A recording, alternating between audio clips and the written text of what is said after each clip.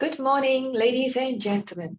Welcome to the Future of Food Packaging, a live webinar co-organized by IPI and Republic Polytechnic. The webinar will begin shortly. You may like to grab your coffee and make yourself comfortable for the exciting program that we have lined up today. My name is Adeline, Senior Innovation Manager from IPI, and I will be your MC today. I would like to thank everyone here for signing up for this webinar and logging in on time. Before we officially begin, allow me to share some information on Tech Innovation Discover. It is a spin-off from IPI's flagship technology brokerage event, Tech Innovation. This spin-off series aims to showcase new and emerging technologies and opportunities throughout the year, and will continue to build interest and momentum until Tech Innovation returns in October 2023. Now, what do we want to take away from this industry-oriented webinar?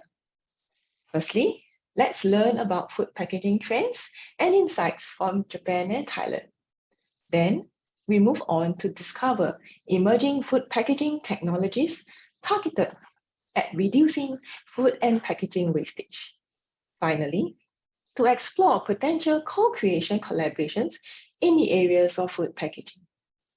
We hope that this webinar will be different for you. We want you to be engaged. We want you to ask the difficult questions. So feel free to post your questions via the Q&A section at the right side of your screen. Well, I don't know about you, but I'm really very excited to begin. So kicking off the session, we have Mr. Michael Goh, Chief Operating Officer of IPI, to deliver the opening remarks. Michael, please. Thank you, Adeline. Let me try to share my screen.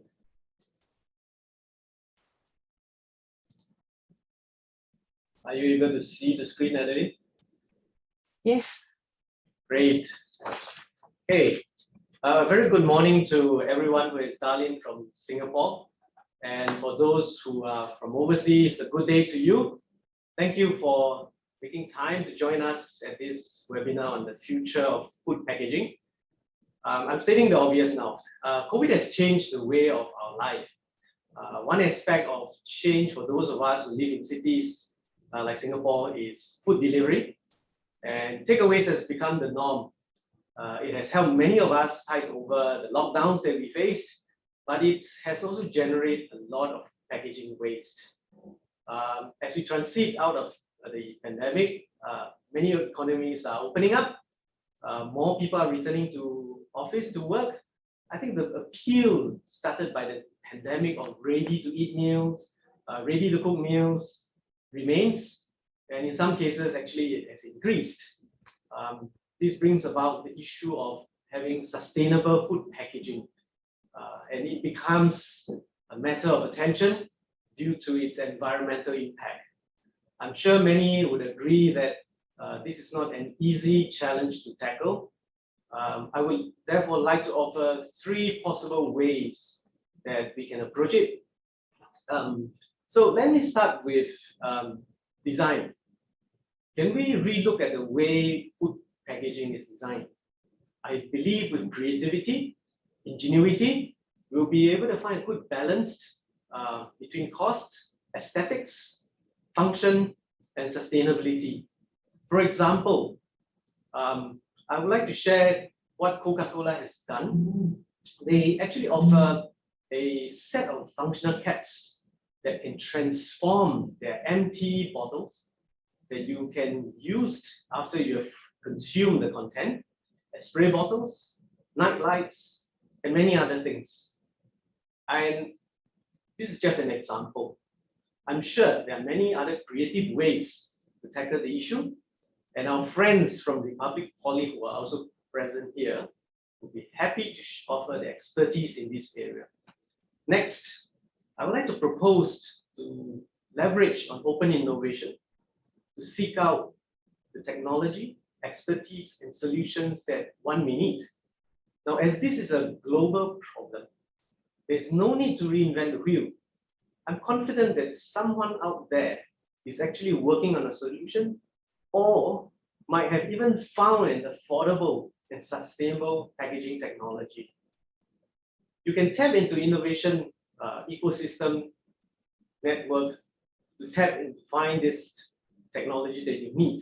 Now, if you are unfamiliar, you can contact organizations like IPI, who has access to a global innovation ecosystem.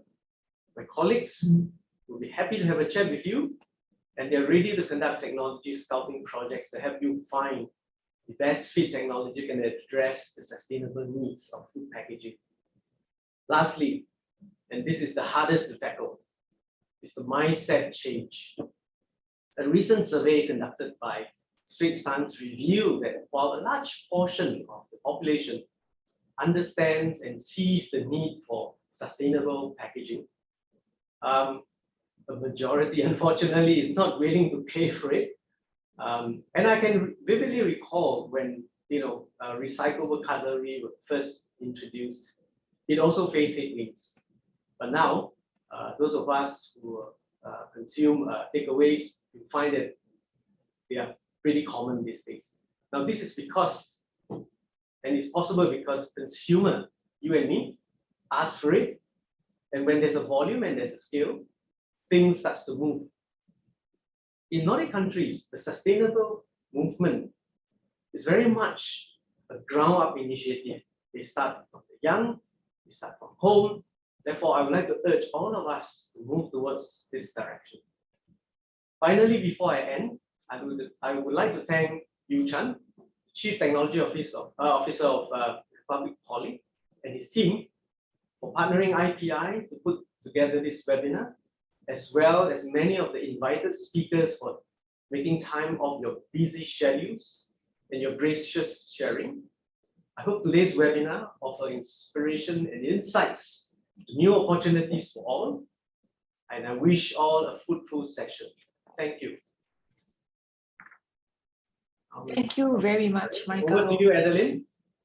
Thank you, Michael. Next up, we have Mr. Fong Chan, Chief Technology Officer of Republic Polytechnic. He will deliver his pre-recorded opening address. Mr. Michael Goh, Chief Operating Officer, IPI Singapore. Valued partners, distinguished guests, ladies and gentlemen. Good morning and a warm welcome to the Future of Food Packaging webinar. I'm delighted to see representatives from the industry and academia here today at this webinar, jointly organized by Republic Polytechnic and IPI Singapore. Thank you for taking time off from your busy schedules to be with us today. The webinar theme focuses on food packaging, which is crucial in ensuring food safety. Food packaging helps to reduce food spoilage, extend shelf life, and protect our food products. In addition, important information such as expiry dates, nutritional values, and storage instructions printed on food labels ensure proper food handling, thus contributing to their well-being and the good health of consumers. RP has been collaborating with industry partners on food packaging projects, including the use of sustainable materials for packaging, as well as exploring ways to extend shelf life through the use of controlled atmosphere. As Singapore works towards our 30 by 30 target, we are strengthening our food production and manufacturing capabilities to develop into a leading food and nutrition hub in Asia by 2025. Disruption in global supply chain management in recent months and years arising from the COVID-19 pandemic and geopolitical tensions are firm reminders that we must leverage on science, technology, and innovation to grow our resilience against resource and economic constraints. The Food Manufacturing Industry Transformation Map was developed to help food manufacturers upgrade and innovate food products and packaging to keep pace with evolving consumer tastes and technology advancement. The export of food products is highly dependent on the product shelf life. To compete with the best global food companies, Singapore food manufacturers are looking into ways to step up their efforts in research and development, as well as product formulation and processing and packaging. And in order to do so, we must be able to apply appropriate packaging materials and technologies that would aid in the extension of shelf life of foods, reduction of food waste, and maintenance of product quality throughout its life cycle. Extending the shelf life of food through formulation, processing and packaging has been a core capability for the Formulation and Nutrition Science Technology Centre at RP. Over the past 10 years, we have been engaged in several food-related projects with government agencies such as Enterprise Singapore, Health Promotion Board, Singapore Food Agency, as well as local SMEs and MNCs. I'm happy to share that many of these projects have translated into food products which have been successfully launched into the market, offering unique and healthier options to consumers. For example, you might have heard of the soya granola bar by Mr. Bean and the plant-based milk by Numo. These are some good examples on how our research has accumulated to tangible solutions to support the food security industry. At this juncture, allow me to introduce RP's Chemicals and Materials Innovation Centre, which is equipped with material characterization and advanced analytical capabilities that would enable us to partner companies in food packaging innovation. Please feel free to check out the facility on RP's website. Today's webinar aims to bring together experts from the academia and the industry to collectively share insights and the latest trend in food packaging and its development. We hope you will find the session informative and useful. Once again, thank you for joining us this morning. I wish all of you an enjoyable and fruitful day ahead. Thank you. Thank you, Mr. Fong, for your opening address. Next up, what will the future of food packaging look like, and how can you play a part in shaping it? Let us hear from Ms. Paula, Innovation Manager from IPI, who works closely with enterprises to uncover technologies and opportunities in the materials and chemicals domain on innovating the future of food packaging. Paula, take it away. Good morning, everyone. My name is Paula, and I will be sharing briefly some insights on the current food packaging landscape in Asia and areas of innovation where companies can possibly capitalize on. Before we embark onto the market landscape, I'd like to start off by sharing some fundamentals of food packaging to ensure that everyone attending today is on the same page. Let me quickly introduce the 3 Ps or 3 key functions of food packaging. The first P is for protection, where the prevention of mechanical damage throughout the value chain is required. Next P is on preservation, where preventing or inhibiting any changes, microbiological spoilage, and containment of the product is necessary. The last function is on presentation, where information about the product is displayed or used for marketing activities. An important aspect of food packaging is the choice of material utilization. Indicated here are 4 main materials typically used for food packaging products, with the figures shown denoting their usage in food packaging. Generally, these materials are used in combination with each other to provide the appropriate functional and aesthetic properties.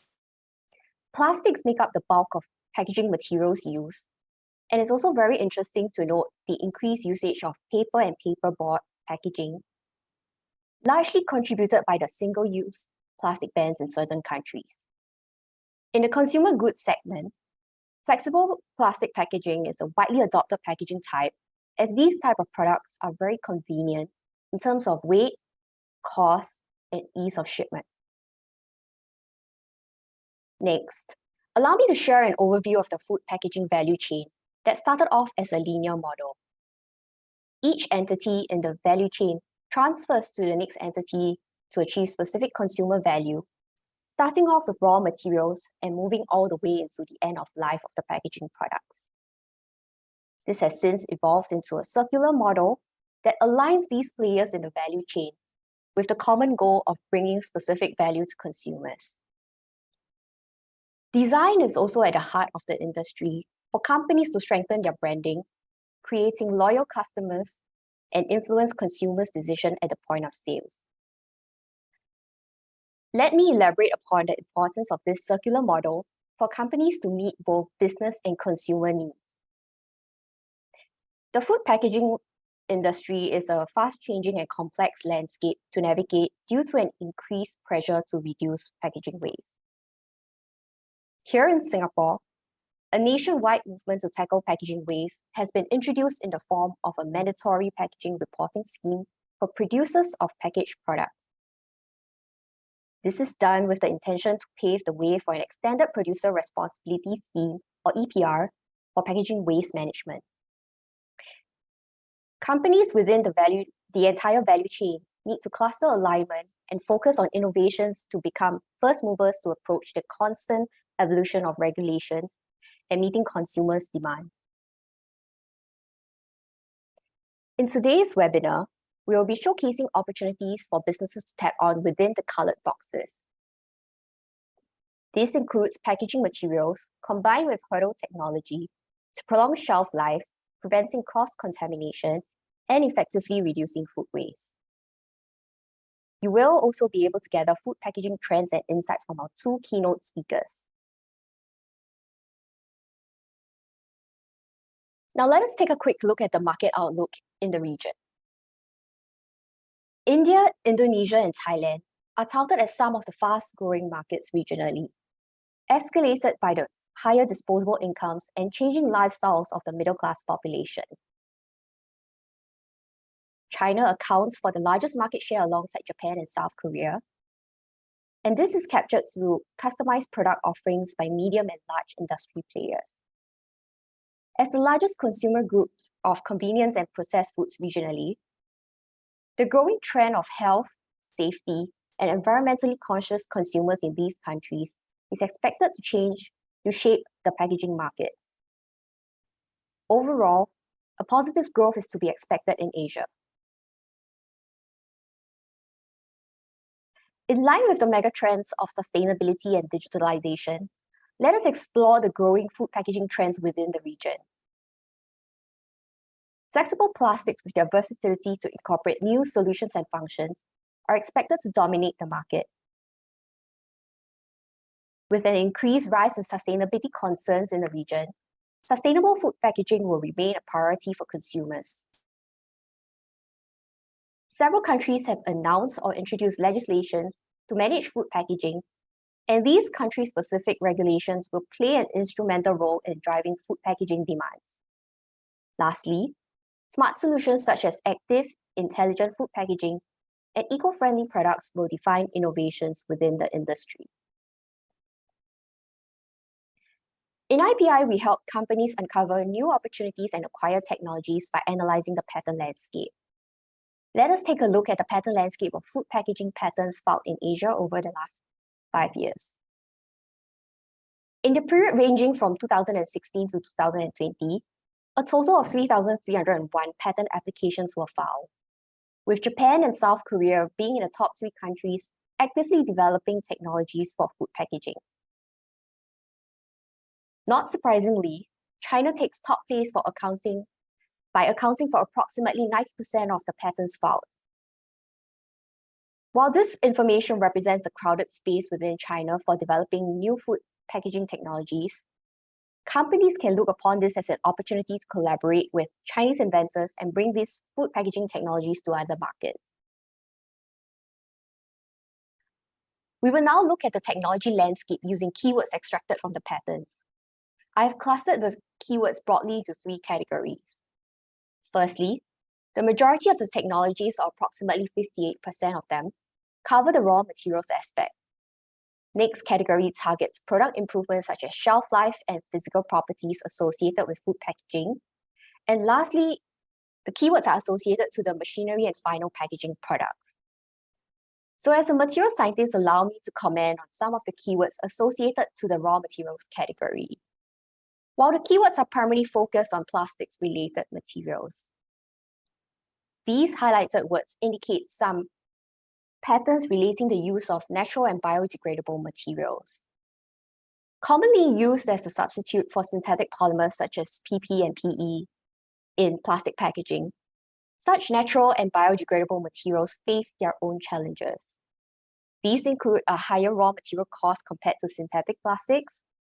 And to cite as an example, polylactic acid exhibits high permeability and is not suited for long-term food storage products.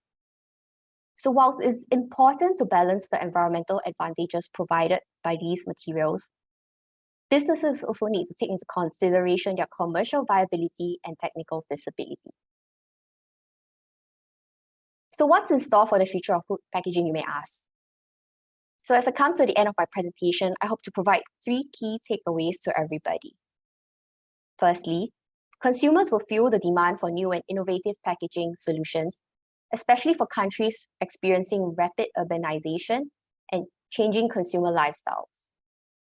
Next, the transition to sustainable food packaging is to be expected, largely spurred by the increased spotlight on environmental concerns and government regulations. Finally, to uncover new opportunities, companies along the entire food packaging value chain should leverage on technology and design to achieve a high degree of innovation, in which companies like IPI will be able to help you through our suite of open innovation services. With that, I'd like to thank everyone for your kind attention. My contact details are here on this slide. Feel free to get in touch if you're interested in a conversation on food packaging technology.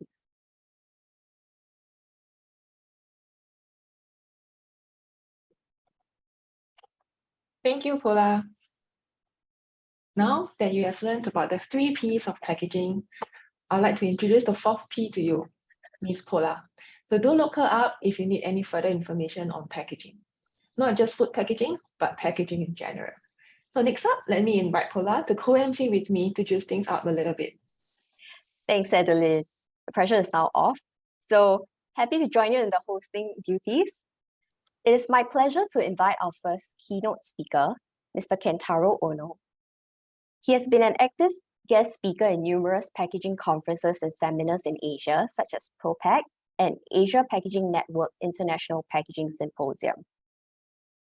So let's welcome Mr. Kentaro Ono to deliver his keynote on the new trends of packaging and the overview here in Japan. Ono-san, please. Thanks for introduction. This is my best pleasure to have this opportunity of contributing my presentation on status of packaging of Japan in this conference, the future of food packaging today. Ladies and gentlemen, let me share my slide. My topic today is new trends of packaging in Japan and overview. I'll review and discuss the awarded packaging in Japan Good Packaging Contest 2021. All packages winning awards in the Japan Packaging Contest will be displayed in the Tokyo Park 2022 to be held on October 12 to 14, 2022. The Japan Packaging Good Packaging Contest is held every year under the sponsorship of the Japan Packaging Institute with the aim of promoting development and spread of high quality packages and packaging techniques over the country. And it is the nation's greatest and most influential contest in this field. Awarded packaging allowed to indicate good packaging GP mark. That means determine the highest level of the Japan's current packaging technology in terms of materials, concept, technique, design, logistics, sales promotions, ideas, environment, sustainability, and various other functions.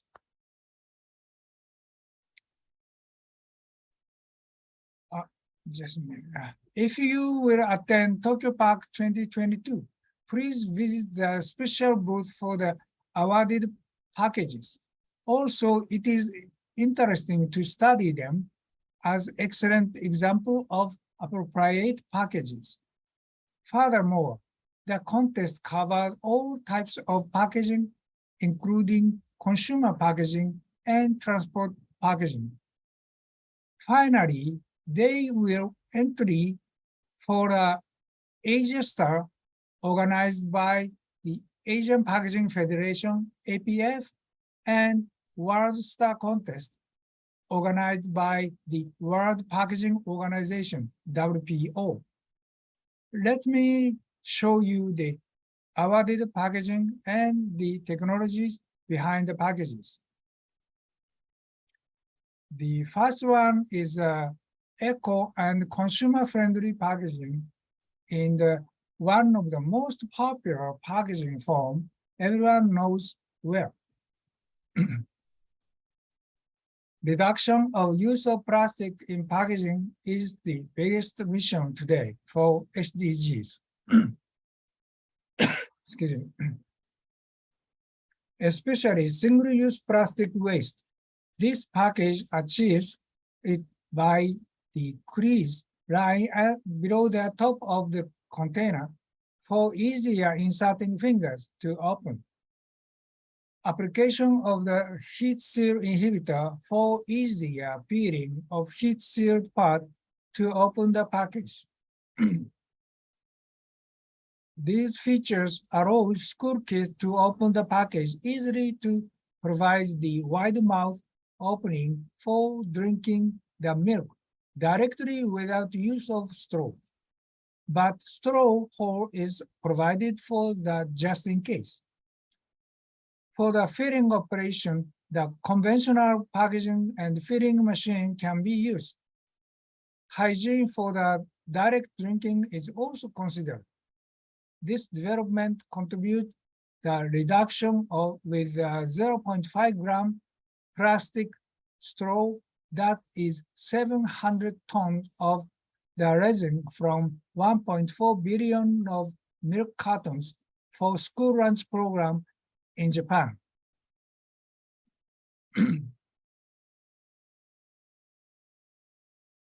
The structure with new creasing square features to be pushed to mark the space for inserting fingers, easier under the top seal part of the small carton and open the sealed part of the carton easily.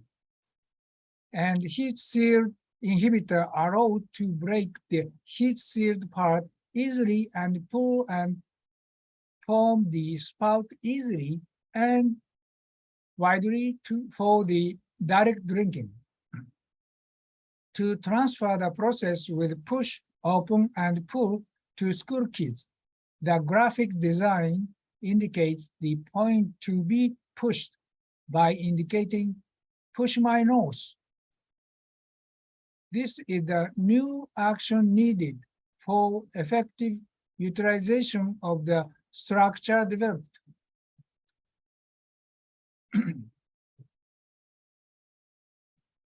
To open this package, push the edge under the top seal, open the flaps, pushing them back, and pull the spout flap out and drink directly.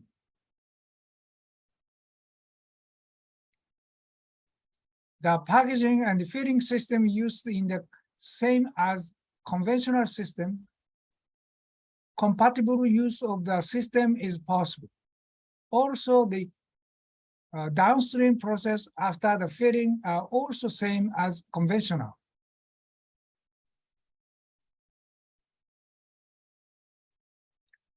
Next is the paper-based material of this bag for Japanese sweet snacks, karinto.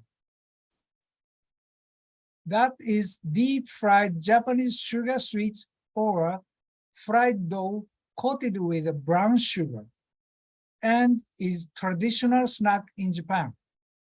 Premium ingredients such as vegetables and milk that are product of the farming country in Japan, Hokkaido, are used as ingredients of the content snack.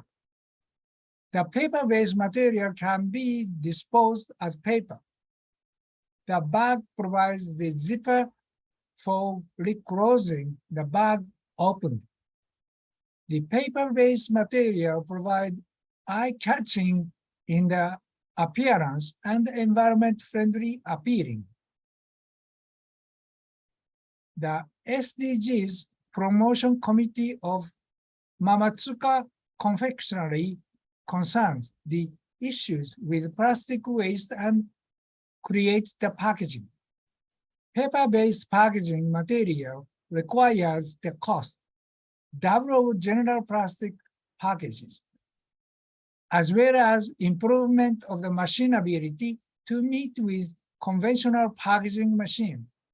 These are the common issues for utilizing paper-based packaging material for high-speed packaging system, such as packaging operation of snacks. The committee responsible to develop the package as the mission. It is also possible to make standing pouch for foam and provide a zipper for improvement of their use. Also, good printability of the paper material is advantageous to have excellent texture and appearance of graphics of the package. Toppan Printing developed the material for sustainable value package as Toppan's value packaging for contributing to achieve the sustainable society or SDGs. Next one is reclosable or resealable package named Quick Pack. The package is developed for packaging of processed meat products to extend the quality life after opening of the package by preventing the content from drying. That will help to reduce the food loss from drying of the content. The development provides good recyclability as well as tamper-evident property. The package is possible to be refrigerated and applicable for the thermoform packages. In the COVID-19, opportunities of eat-in has been increased and buy food items with larger volume. Such pack may last longer to finish the content. However, the consumer will prefer to have longer quality life, not just the shelf life. Therefore, the resealable packaging is required and important to have it for extending the quality life. In this development, balance of size of the adhesion surface and size of sealing area inside the lid film are critical to provide repeating of the reproducibility. To provide the right performance, development of adhesive material with appropriate strength and the reproducibility in repeated peeling and resealing. Prevention of drying is a key for the performance.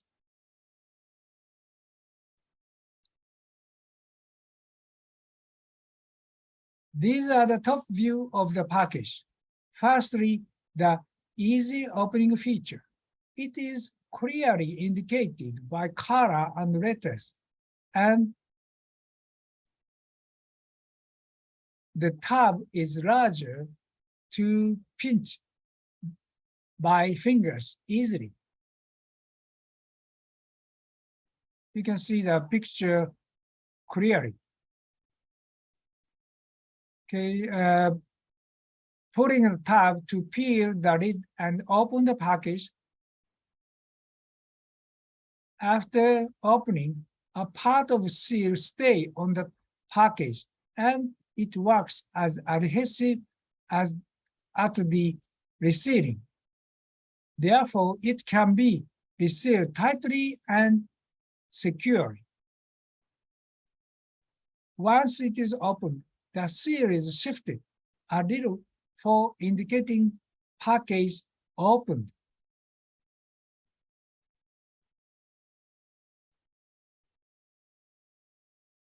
As indicated the picture in left, a part of print of lead film is stay on the bottom of the package. After resealing, the part of the printed pattern retained on the bottom shows the shift from original pattern printed on the lid. The shifting functions as of the PIRFA-proof packaging. The package extends the life of the content, sliced sausage or ham, for significantly from drying.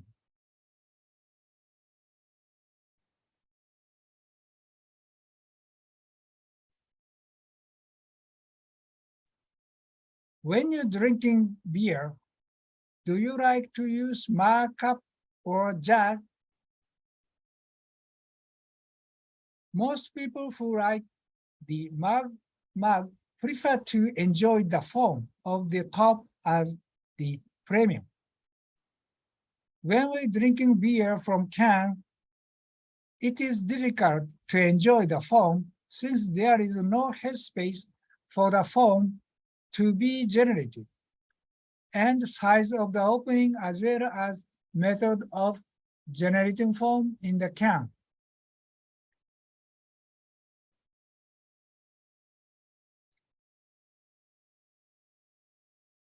In middle of 1980s, Suntory challenged this issue and developed the open mouth can system and commercialized the beer in the can. However, the can has a little headspace. Therefore, after opening it, we have to sip it little to make the room for the foaming.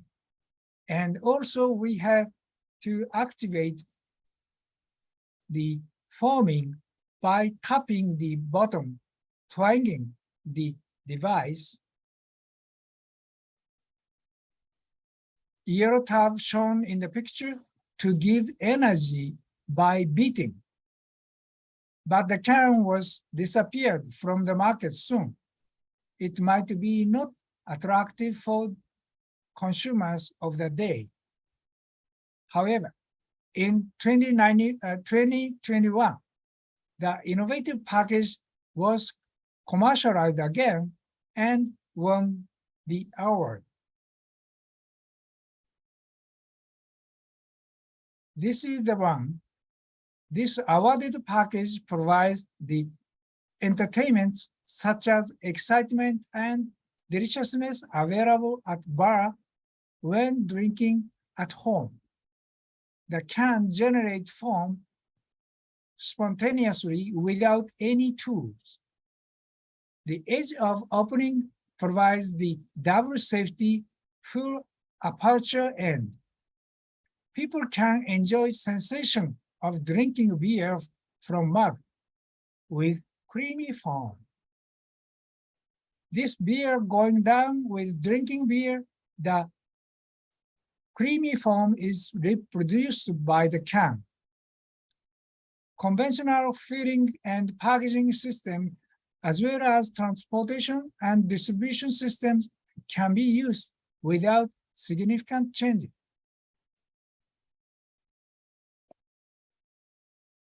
Let's look at the detail.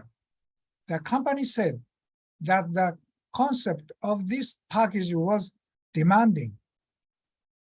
About 4 years old, as want to drink draft beer in mug cup served at the store.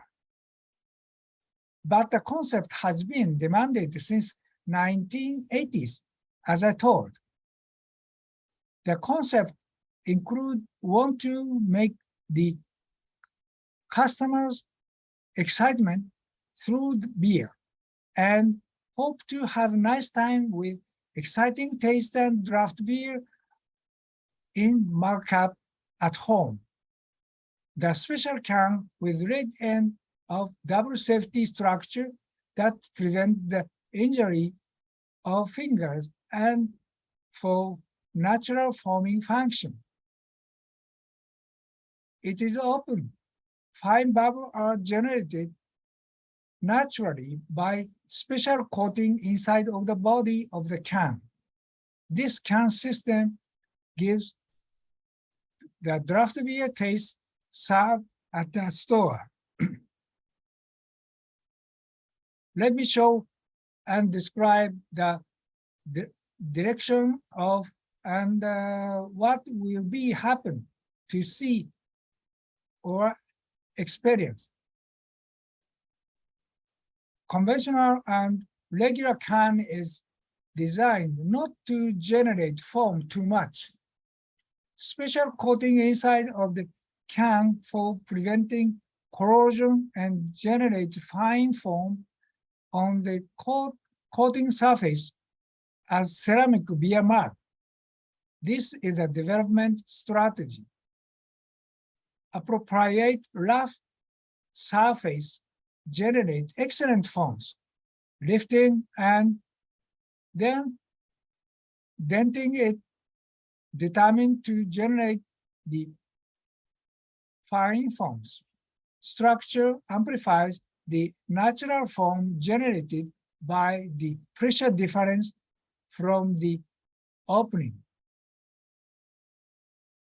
The lid with double safety structure prevent injury of fingers or mouth.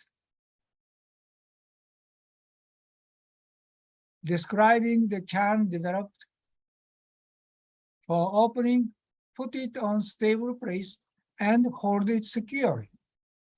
This is the same as regular can. To open, secure pull ring is formed inside of 4 marks on lid. Pull to stand ring straight. However, if the ring is offside of 4 marks, as it may be broken and make trouble to open, put ring in the right position to open. Insert index finger through ring to pull up in front and open lid freely. After finishing to drink, put detached ring in the empty can for recycling. Now please enjoy the beer. This packaging material is an eco-friendly material with high functional performances for providing longer shelf life. Base material is PET film with vacuum deposited for high gas and light barrier property. It is said that the barrier property is improved by 30% comparing to conventional material. That extends the shelf life of the content to provide reduction of food loss and environment friendliness together with the biomass ink. The stand pouch version is also available with biomass PET and biomass ink.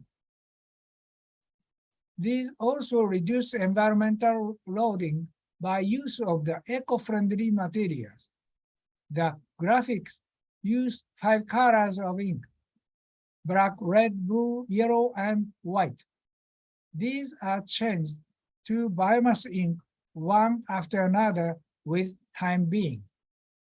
The packages indicate the biomass mark on the package. The mark is authorized by Japan Organic Recycling Association.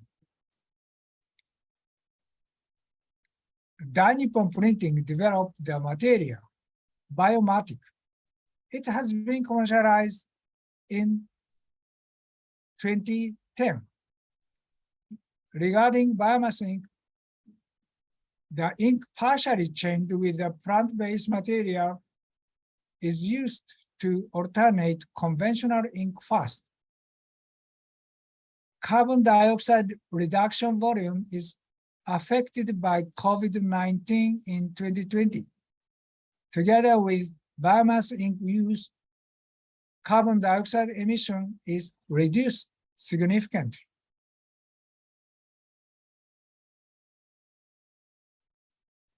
Next is this paper-based material.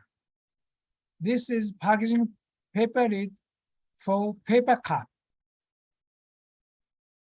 replacing the plastic lid commonly used in food service shops and fast food restaurants.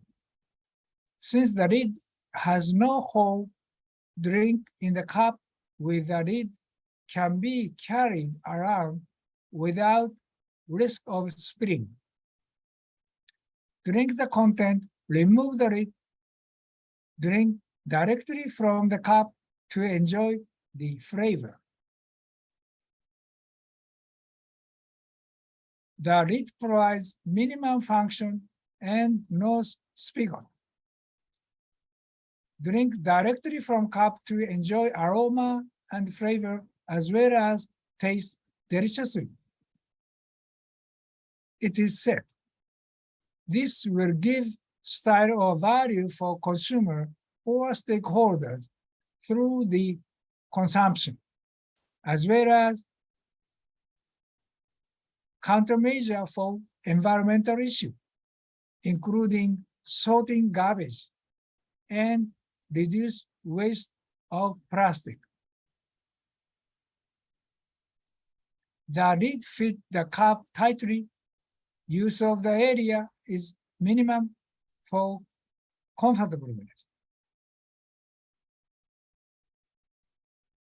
There are many more awarded packages.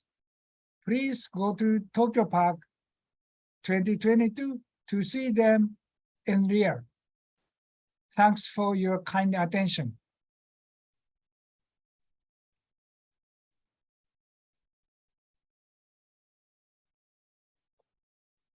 Thank you Thank very you. much, Ono-san. So this has been very insightful. Japan is always at the forefront when it comes to creative and practical packaging solutions. Hey, Adeline, which type of packaging from Ono-san's presentation was your favorite? Well, Paula, what is beer drinking without foam? Well, during the pandemic, we have all gotten so used to being at home. So this also includes drinking. This well-thought packaging design definitely improves the home drinking experience. So I'm sure the audience are nodding your heads in agreement. Well, cheers.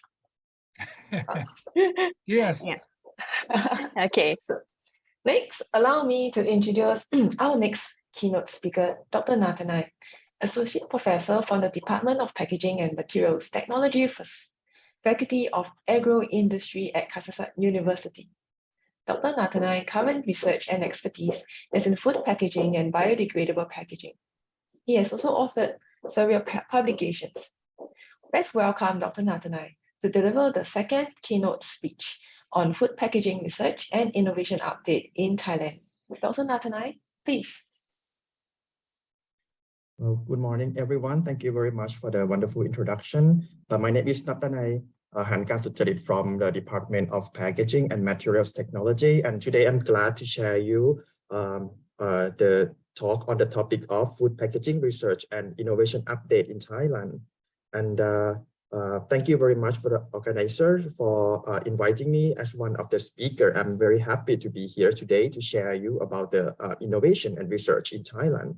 Well, in terms of the packaging, first of all, I think that everyone knows that packaging is important materials. It is the key tools for to ensure the quality and safety of the products. And it is the material that stays between the consumer and the products. So normally we would like to communicate about the good things of the product, and we can do that through the packaging. And in Thailand, we have a lot of manufacturer, a lot of food industry would like to do that, which I will talk to you today. First thing is that nowadays consumers are very concerned about the healthy choice of the food products.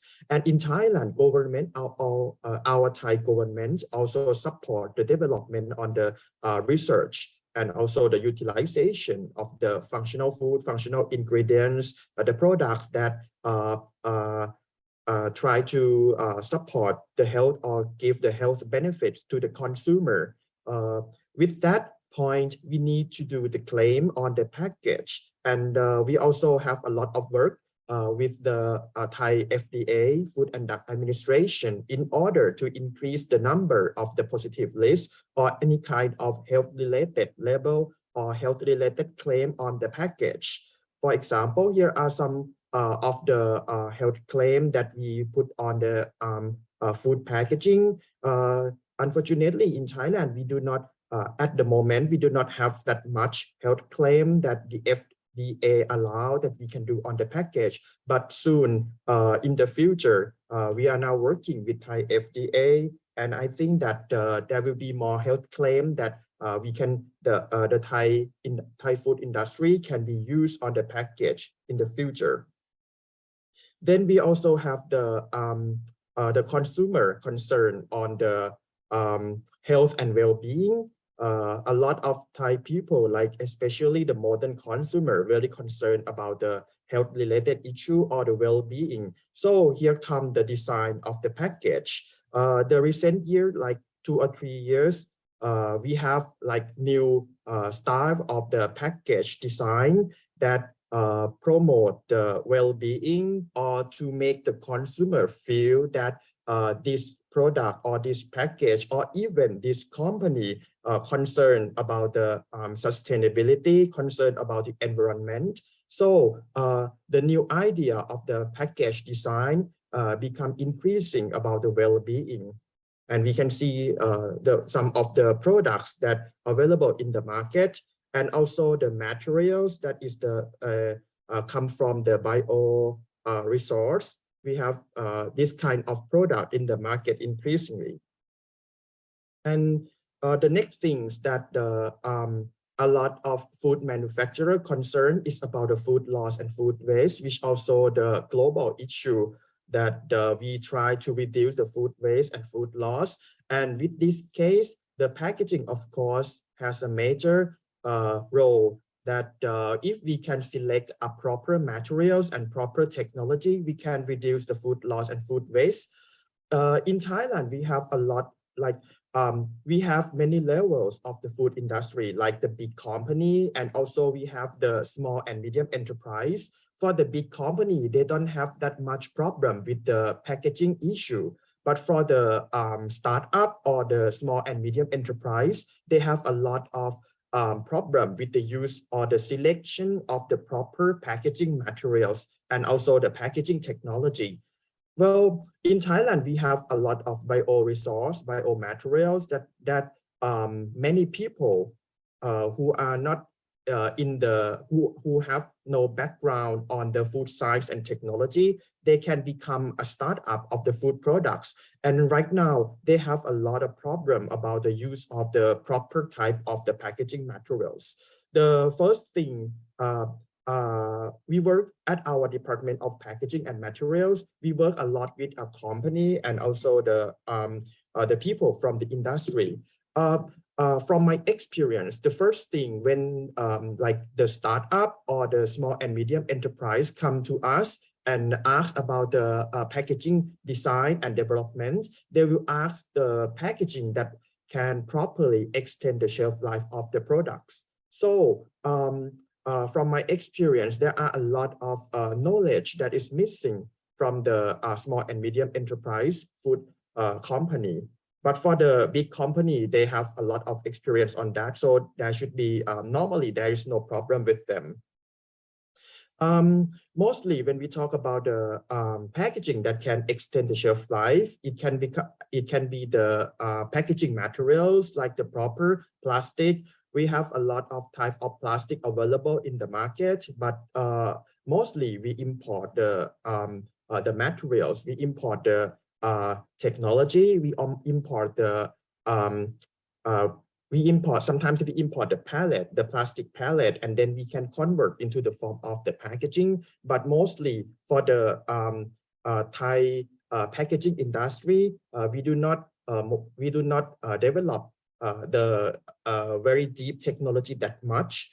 For the technology that we develop a lot is the metal can. We have like a few very big company that they try to improve the functionality of the metal can. For example, the easy open, they try to make the can open easier. We do not need the tools to open the can. Okay, but unfortunately, most of the technology is not still not available in the market. I think one of the key things is because of the high cost of the technology. So mostly for the industry right now, we use the technology that's available.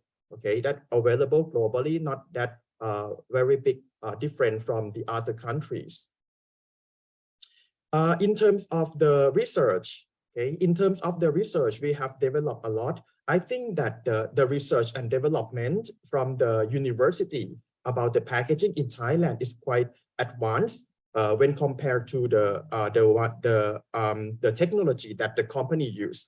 For example, we also have like the development of the active packaging and also many types of the scavenging materials like the oxygen scavenging and also the antimicrobial packaging. And here are some examples. Like for example, in the middle here, we developed the oxygen scavenging liner here based on the bioplastic materials. We incorporate the active ingredients that can absorb the oxygen, and we use them as the liner in the juice or any kind of the beverage. And also, we also developed some kind of the the ethylene absorber materials that can use to extend the shelf life of the fresh produce. And here are some also examples of the active release packaging. In the research area, like in the university, we developed the materials that can release some kind of the antimicrobial agents in order to extend the shelf life of the products. For example, we also use the herb and spice to incorporate into the bioplastic materials and then produce them into the form of the films that used to pack the meat in order to extend the shelf life, reduce the growth of the microorganism to ensure the quality preservation and also to avoid the growth of the pathogens. And here are some examples of our research and development in university.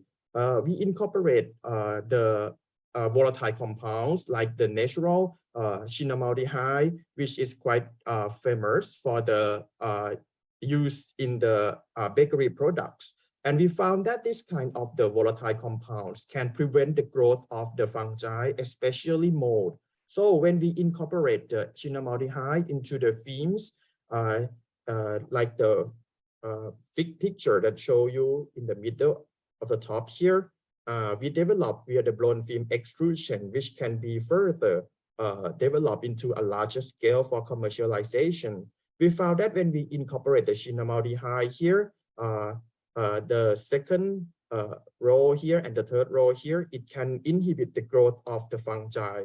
But compared to the first row here, it is the control films without cinnamaldehyde. We found that the mold growth on after 4 days of storage. But with the incorporation of these volatile compounds, it can extend the shelf life maybe more than 21 days. Similarly, here in the middle, in the bottom here, we developed the antimicrobial films. We incorporate the sorbate and benzoate, which is the normal preservative that normally add into noodles in Thailand, because we have a lot of problems that some of the manufacturer, they add too much amount of the benzoate and sorbate into the noodles in order to prevent the growth of the mold. So we try to replace that by add the preservative into the films. And with that films, we found that when we incorporate benzoate and sorbate into the films and then use to pack the noodle, it can prevent the growth of the mold as well. So it is an alternative way that we can use to prevent the mold instead of adding the preservative directly into the food products, and the consumer will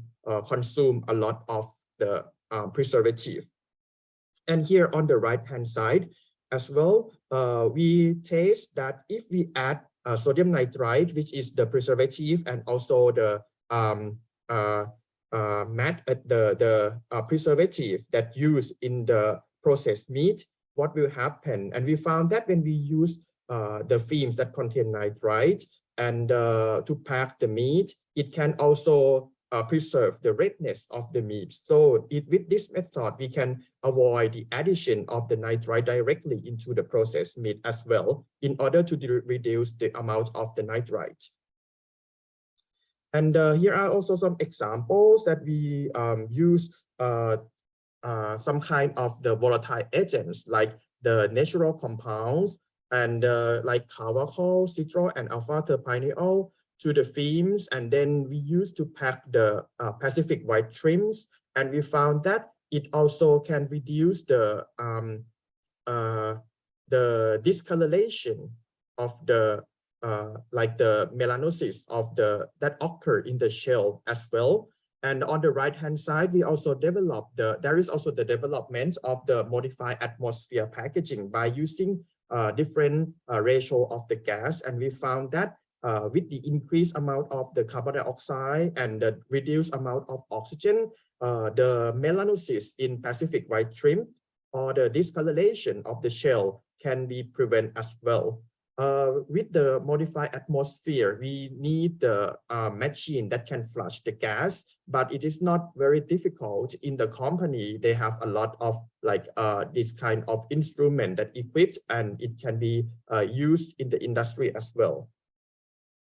And next, because of the problem of the package waste, I think that maybe everyone know that package waste is one of the biggest problem around the world. And if we see from the statistic, most of the country shows that the number one waste or number one garbage that occur globally come from the packaging.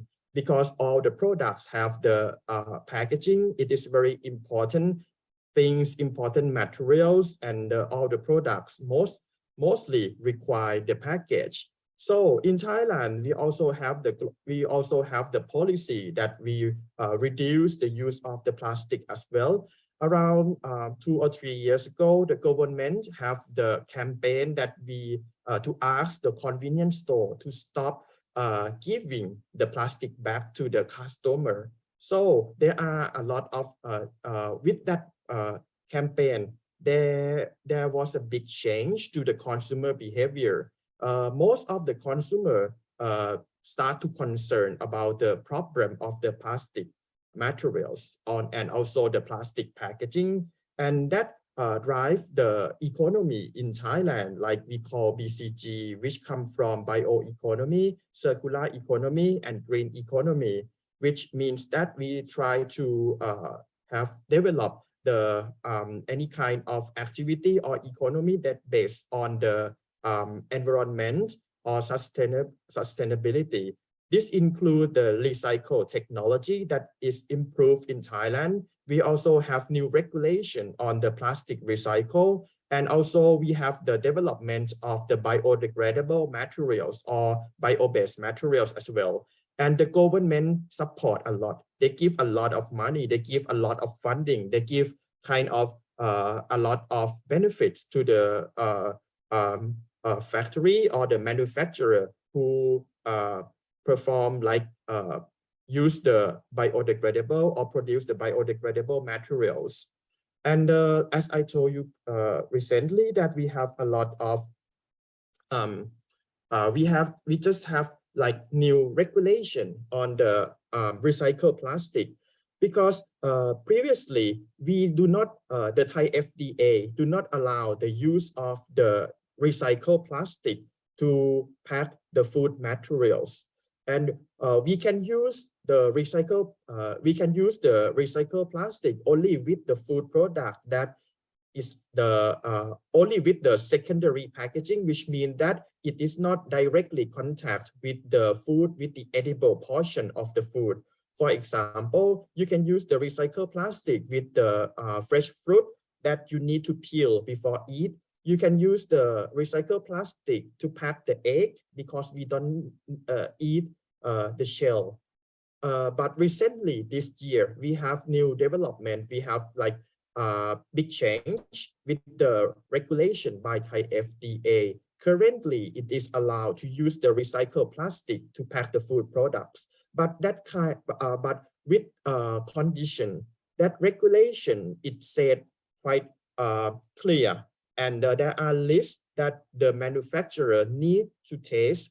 Like, for example, the food contact materials need to be safe.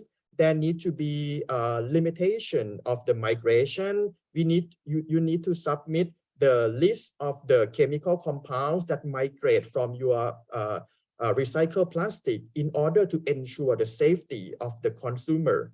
So with this, the change of the this regulation come from the global issue that a lot of big companies globally, they would like to they would like to use the recycled plastic. So if the government do not allow the use of this recycled plastic, there will be a big problem to that global company. So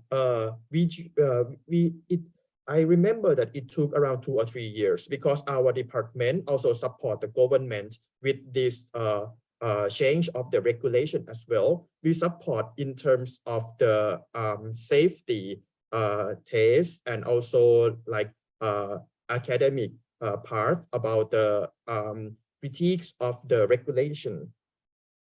Because when we use the recycled plastic, there can be potential harmful from the migration material, from the migration of the chemical substance. So it is very important. And right now we are quite ready. And the Thai FDA also contact with the external source for the laboratory of tasting, because previously we don't have enough laboratory to taste the migration. So when the government would like to change this regulation, they need to make sure that the laboratory for this kind of tasting is available. And right now we are also increase the number of the certified laboratory for the recycled plastic. Apart from the recycled plastic, there is also the biodegradable plastic as well, which increased from these recent years. And in Thailand, we produce a lot of cassava. So a lot of research and a lot of like big company who produce cassava starch right now, they would like to change, not change, they would like to expand the sector about the production of the bioplastic materials, especially for the packaging. And a lot of cassava flour company right now, they expand the sector, at least 2 or 3 companies that I know. And it is a global trend as well that the bioplastic materials is increasing every year. This is the information from the European bioplastic. And the first 2 maximum use of the bioplastic globally is in the form of the packaging.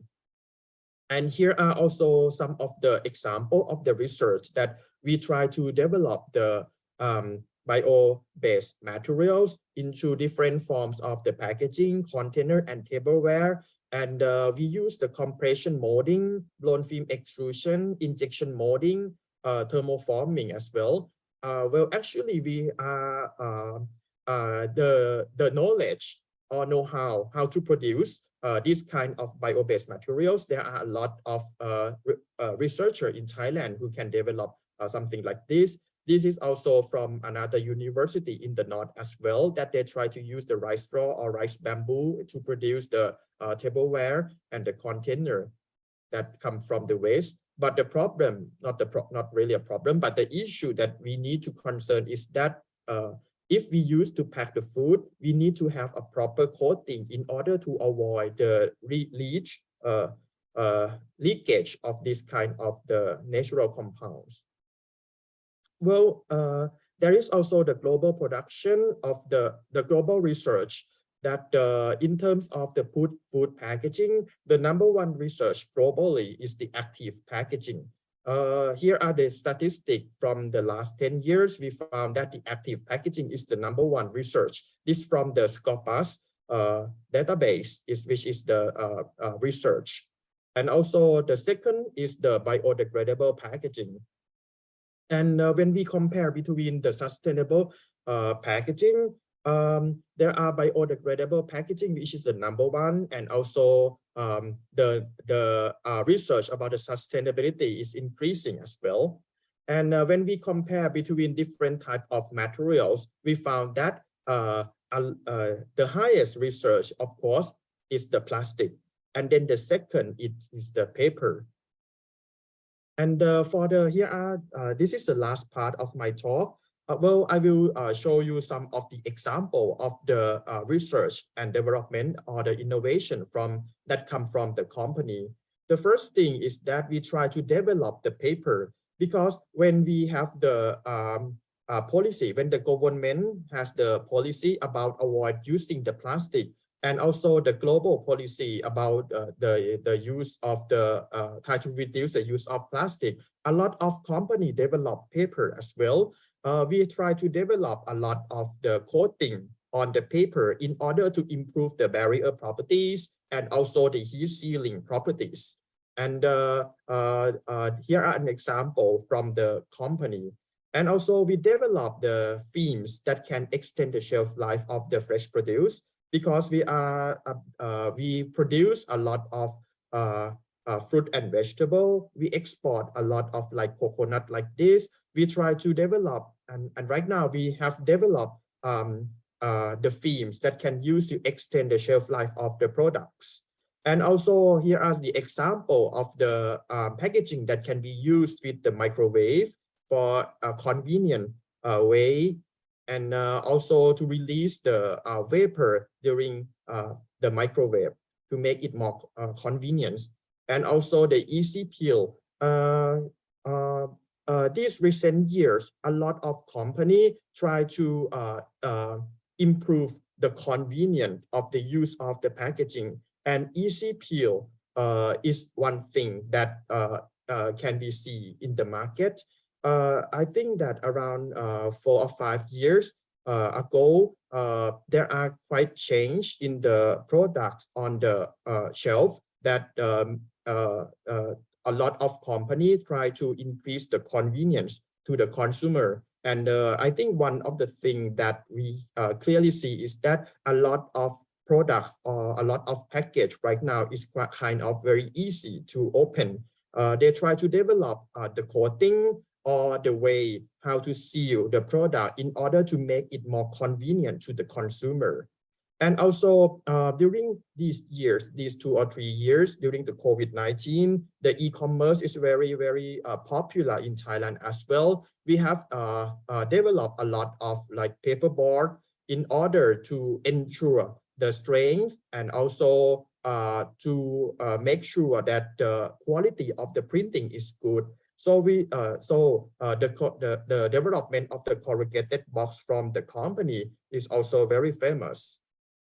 And here are the example from the glass company. Well, actually the technology for the glass production is not changed that much, but in Thailand, most of the company try to improve the technology by reduce the weight, like to produce the lightweight technology, and also the development of the coated glass with some kind of antibacterial and odor removal properties, something like this. And here are the example of the packaging technology that has been developed. Well, actually, this technology is the breathable films that some of you may familiar, and it takes many years that we developed this and we try these kind of breathable films with the real production, real distribution system. And right now we have this kind of product available in the market. And also we have some kind of research that produce the indicator of the quality, like this is the sticker that can change the color, like to monitor the quality of the product or to ensure or to inform the consumer about the safety of the products as well. We also develop the packaging that can lock, like they call odor lock packaging that can prevent the smell, the strong or pungent smell of durian, which is quite famous for the consumer. Well, actually, I think that the development of the packaging technology for the fresh produce is quite very famous in Thailand because we have a lot of production of the fresh produce. Well, I would like to end up my presentation with that. Well, in terms of the research and development, we have produced a lot of advanced technology about the packaging technology. But right now, when we, from my experience, the transfer of this kind of technology to a company, we require a lot of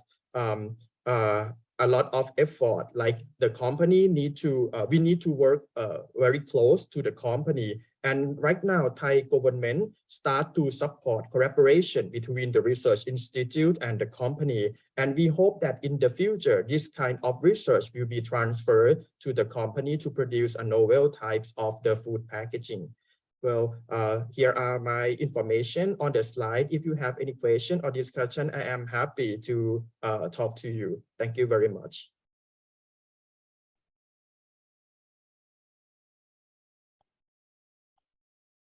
Thank you very much, Dr. Nathdanai, for sharing so many examples of innovative and sustainable packaging. So it's really an eye-opener to learn about the efforts that the community has put in. So, wow, don't you think that time really just flies when you're engrossed in learning new trends? Don't you think so, Adeline? Yes, definitely. Yeah, so I think it's time for a short intermission for everybody to take a quick bio break and stretch your legs, perhaps. So we'll be commencing the second half of today's webinar at 10:35 a.m. Singapore time. So do remember to return to your screens then. All right, see you in a bit, guys. Okay, thank you very much.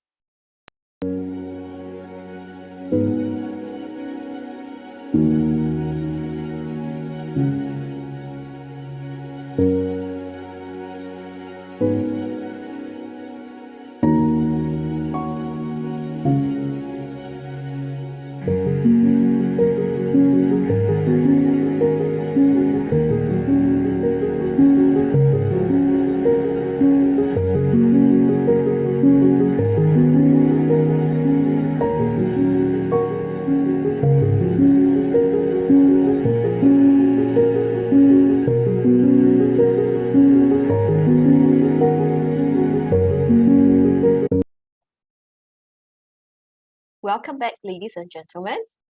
If you have just joined us, this is the Future of Food Packaging live webinar. I hope you have managed to refresh yourself and grab a new beverage for the second half of the program. Have you heard the saying that innovation and technology goes hand in hand? Who else here agrees with me? Well, so then you're in the right place. We have curated 6 speakers to share with you the innovative technologies that they have developed. Over the next hour, immerse yourself with the upcoming session. Please feel free to ask questions via the Q&A section at the right side of your screen, and we'll address them during the Q&A session. Jumping into our first technology sharing, please join me in welcoming Dr. Antara Chakraborty, lecturer from the School of Applied Science at Republic Polytechnic. At RP, Dr. Antara's research project focuses on agri-food and microbiological related studies. She will be speaking on the use of controlled atmosphere and antimicrobial packaging for shelf life extension. Dr. Antara, the stage is yours.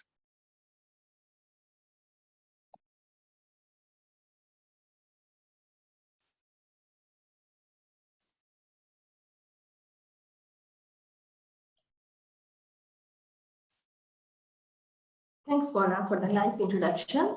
So today I'll be talking about using controlled environment and antimicrobial packaging for shelf life extension of food. Basically, I'm working on shelf life extension of food using controlled environment for the past few years.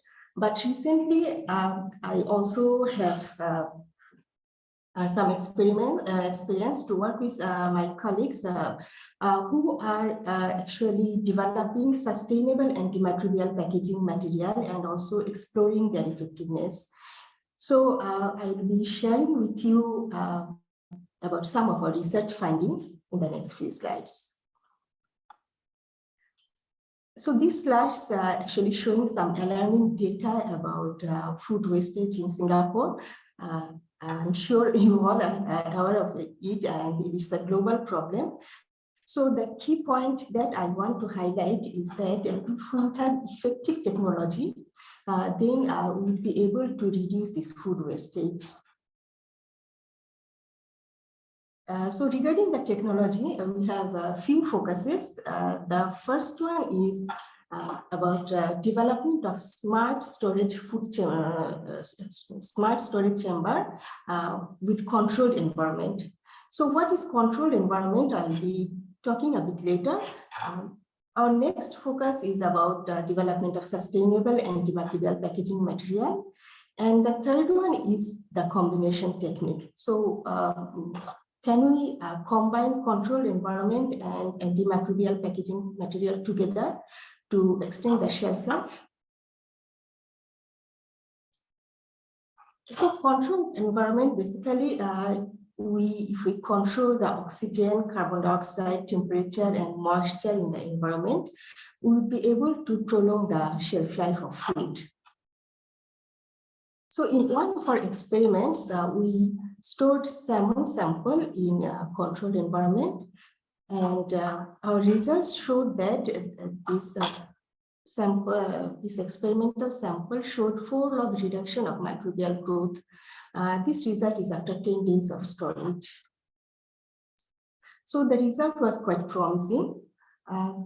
So our next approach, which is about development of sustainable packaging material with potential antimicrobial activity, we did this project in collaboration with ESTA.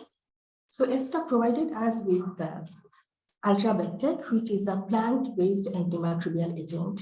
So in Republic Poly, we developed packaging material with this Alterpacks and we tested for antimicrobial properties. I will be showing you the results in the next few slides. Okay, so on the left-hand side, you can see the different samples that we have developed, that means the different types of packaging material. And the right-hand side, you can see the antimicrobial susceptibility testing result.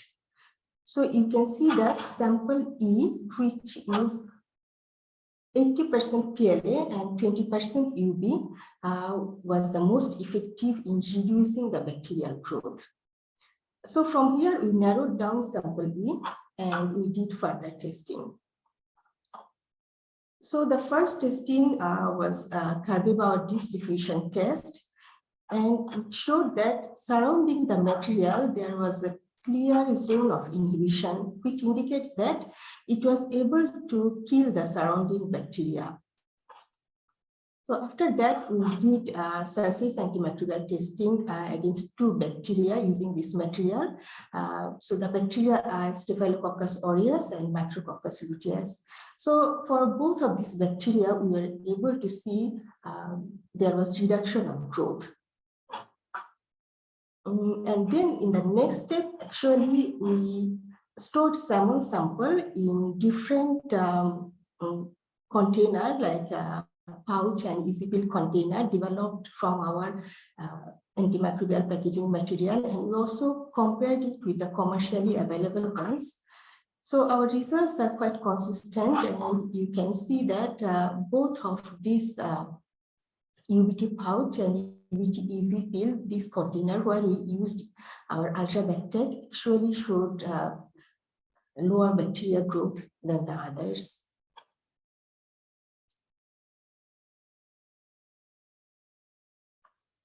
Okay, so after this, we plan to explore what if we take a combined approach. That means if we keep our sample inside antimicrobial packaging material and then keep it again inside controlled environment. So what will happen? Will we be able to see additive effect or synergistic effect, or the effect will be reduced?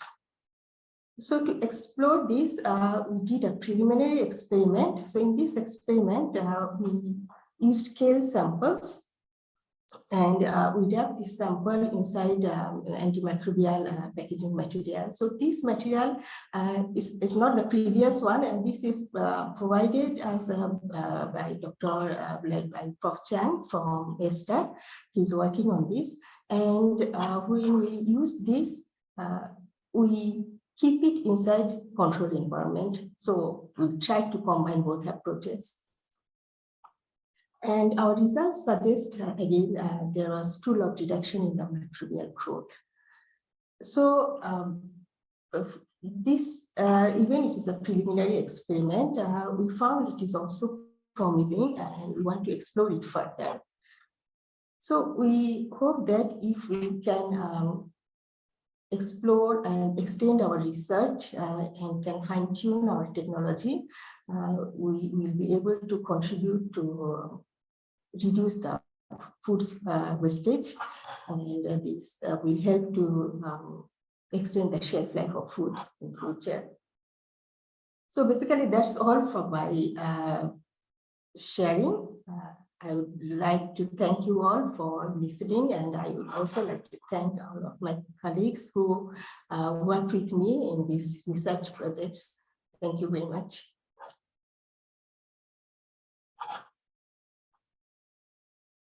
Thank you, Dr. Antara. That was very informative. Now, our next speaker, also from Republic Polytechnic, is Mr. Juraimi Jumahat. He's a senior lecturer from the School of Technology for Arts. Juraimi had an extensive career in the field of graphic design and advertising before joining RP.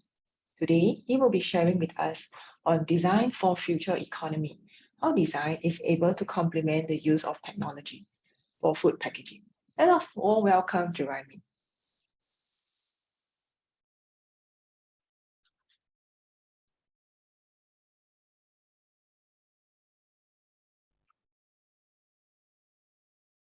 Hi, everyone.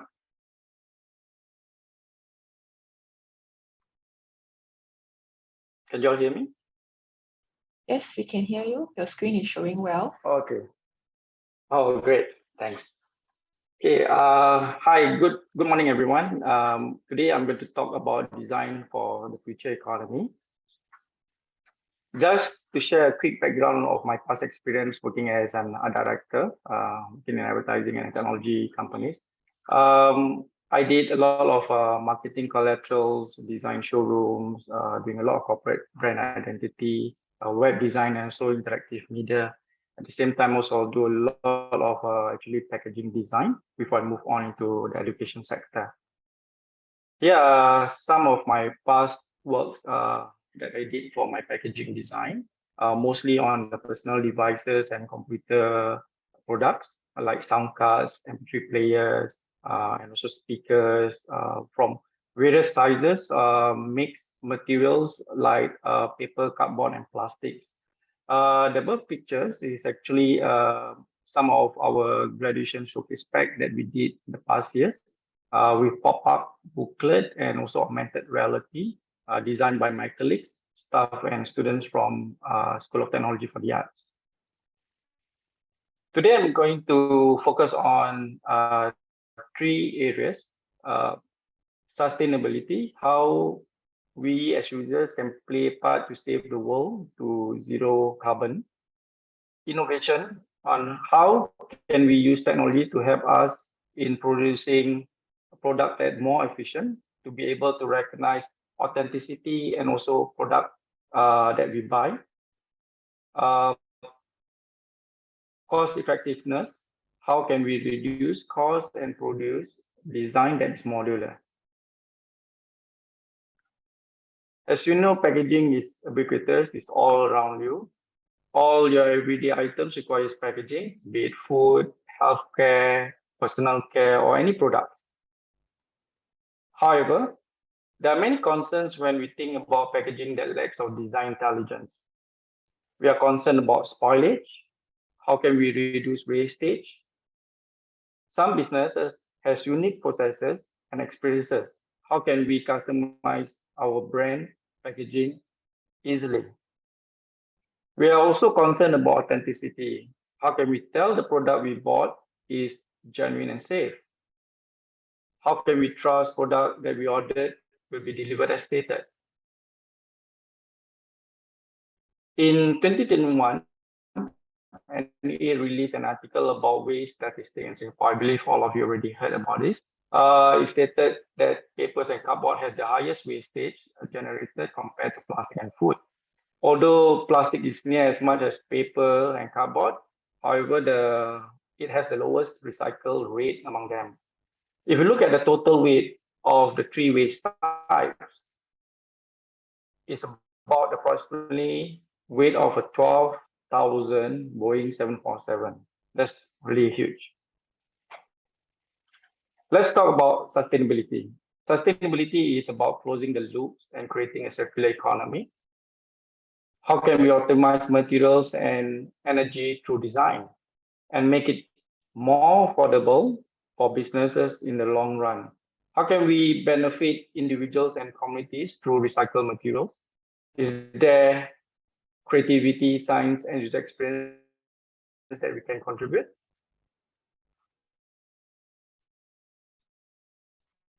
Here are some possible ways that we can consider, especially when it comes to food. We can make it dissolvable, we can make it recyclable, or possibly edible using seaweed and avocado. When it comes to edible, companies like Notpla from UK use seaweed and raw materials to make their products biodegradable. They can hold any forms of liquid that requires packaging like sauce, oil, or drinking water. In fact, there are also many companies exploring other alternative solutions to plastic to reduce the cost as low as possible. The aim is to make plastic disappear. Another way you can help reducing the cost is to use one-piece material using without the use of any glue where possible. Like an example, fiberboard material that has the strength and is also stackable. You can lay it flat when packing. It would be good if your packaging design is modular, like the eggs packaging is stackable and also easy to pack. Not only helps to reduce the container's inventory space, you also have to reduce the cost of product transportation. When it comes to innovation, how can we creatively execute a packaging design? Here are some ways to consider. You can create innovative and creative brand packaging by using colors, graphics, imagery, and font style that is consistent yet refreshing. When it comes to personalization, would it be interesting if you can put your name to your product? Just like how you buy iPad allows you to do graving and printing on the iPad itself. When you design, always consult a printer because they have a lot of experience in that area. They will be able to advise you on the types of materials to use, different sizes, space and tolerance, and also drop test procedures. Lastly, when you evaluate your design, think of ways how you can actually think of the way on how to attract the customers when you display your product on the shelf, stores, or even online.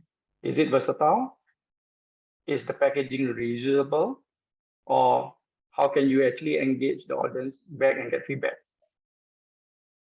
Here are some examples on how you can actually creatively simplify your product and add humor to your packaging design without the need to put a lot of information about it, like instructions, manufacturers, address, or even multiple languages that is optional for some countries. You can apply printable electronics or augmented reality on your mobile phones. with more interactive and informative. In the smart packaging design, new stamping techniques can be applied to do logistic monitoring, detect about the damage and adverse storage and external condition, check expiry date, and also to check the temperature sensitivity of the goods. Possibly one day in the future, you will be able to check the temperature of your coffee on your takeaway cup. Another innovative approach that is trending is tactile packaging. Tactile packaging is not only accentuate the brand and the quality of the product, but can also play a part in helping visually impaired person to easily identify the warning signs on the product. Lastly, on the cost of effectiveness, some ways to reduce and make your packaging design more effective is to provide a platform for your customer to personalize their product easily. As mentioned earlier, do consider some sort of RFID or printable electronics technology to track and identify your product easily. Transform your printed materials into videos. Like say, for example, if you have a lot of printed manuals on your packaging design, it will be better to have a step-by-step video guides. Just imagine if IKEA is going to transform all their user guides, the printed user guides into digital, will definitely can help to save some trees. And also apply UX in your packaging design because it helps to check assumptions, cut waste and reduce the cost of production, and also take advantage of the technology and social media. With the data, you can actually create a community of your brand and establish partnership with the audience. With augmented reality, it can help to boost your boost your sales. It can also educate your users and to find out more about your product, what your product can do. Augmented reality can also help customers to have better knowledge of your product in real time. It can also engage your customers and build trust with your brand. UX makes effective packaging. First, you need to find out about the problem and then think of the solution. Once done, develop and test your product. Then plan how you can retain your customers. Here are some ideas of what others have done today that can definitely help you in the future.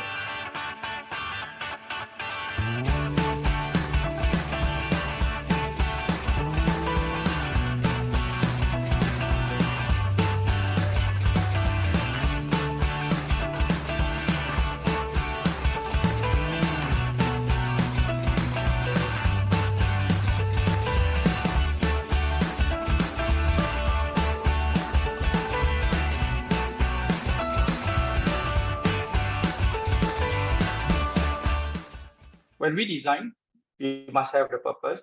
We need to understand the process to reach the goal. Every type of design exists to solve problems, not about being cliche or easy. To solve problems and find out the solution, we need to rely on data to make our product appealing and functional. We need to be creative and innovate the way we design across all platforms because design is multidisciplinary. Design first and foremost is the most important form of communication, not just to look pretty. Good packaging design must constantly innovate, making the cost more effective and sustainable. That's the end of my presentation. Thank you for your attention. Back to you, Paula. Thank you very much, Juraimi. Design is certainly equally as important as technology. So now moving on from academia to industry, we'll have Ms. Karen Cheah, founder and CEO of Alterpacks. Karen started Alterpacks after wanting to transform food waste into food packaging and giving them a second life. She will be sharing with us Alterpacks' innovation in upcycling food waste to replace plastic packaging. Without further ado, Karen, the stage is all yours. Thank you very much, Paula, and good morning, afternoon, everyone. Nothing quite like talking about food waste just before you have to break for lunch. So we're a Singapore-based startup that's 3 years old and was caught in a 2.5-year-old pandemic. The title of the presentation is a reflection of the raw material that we use and the application of this raw material in packaging. So it's packaging made from waste, or as some of you will say, it's actually food loss. So what we do is that we use food loss disposed by manufacturers to create a new material to replace plastic containers. Our raw material is spent grains. This is made up of malt and cereals that's thrown out or put into landfills or used as animal feed. And it comes after beer or Milo or Ovaltine is created. And this is a story that I will bring you through of waste, waste not, and want.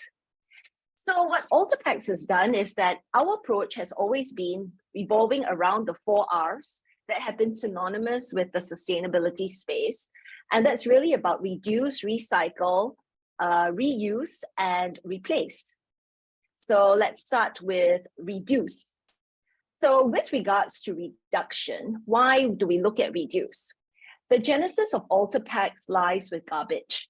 In my travels, I witnessed whole communities choking under the weight of their own waste, and a lot of this was made up of plastics and food. And this is reflective of what was going on a global scale.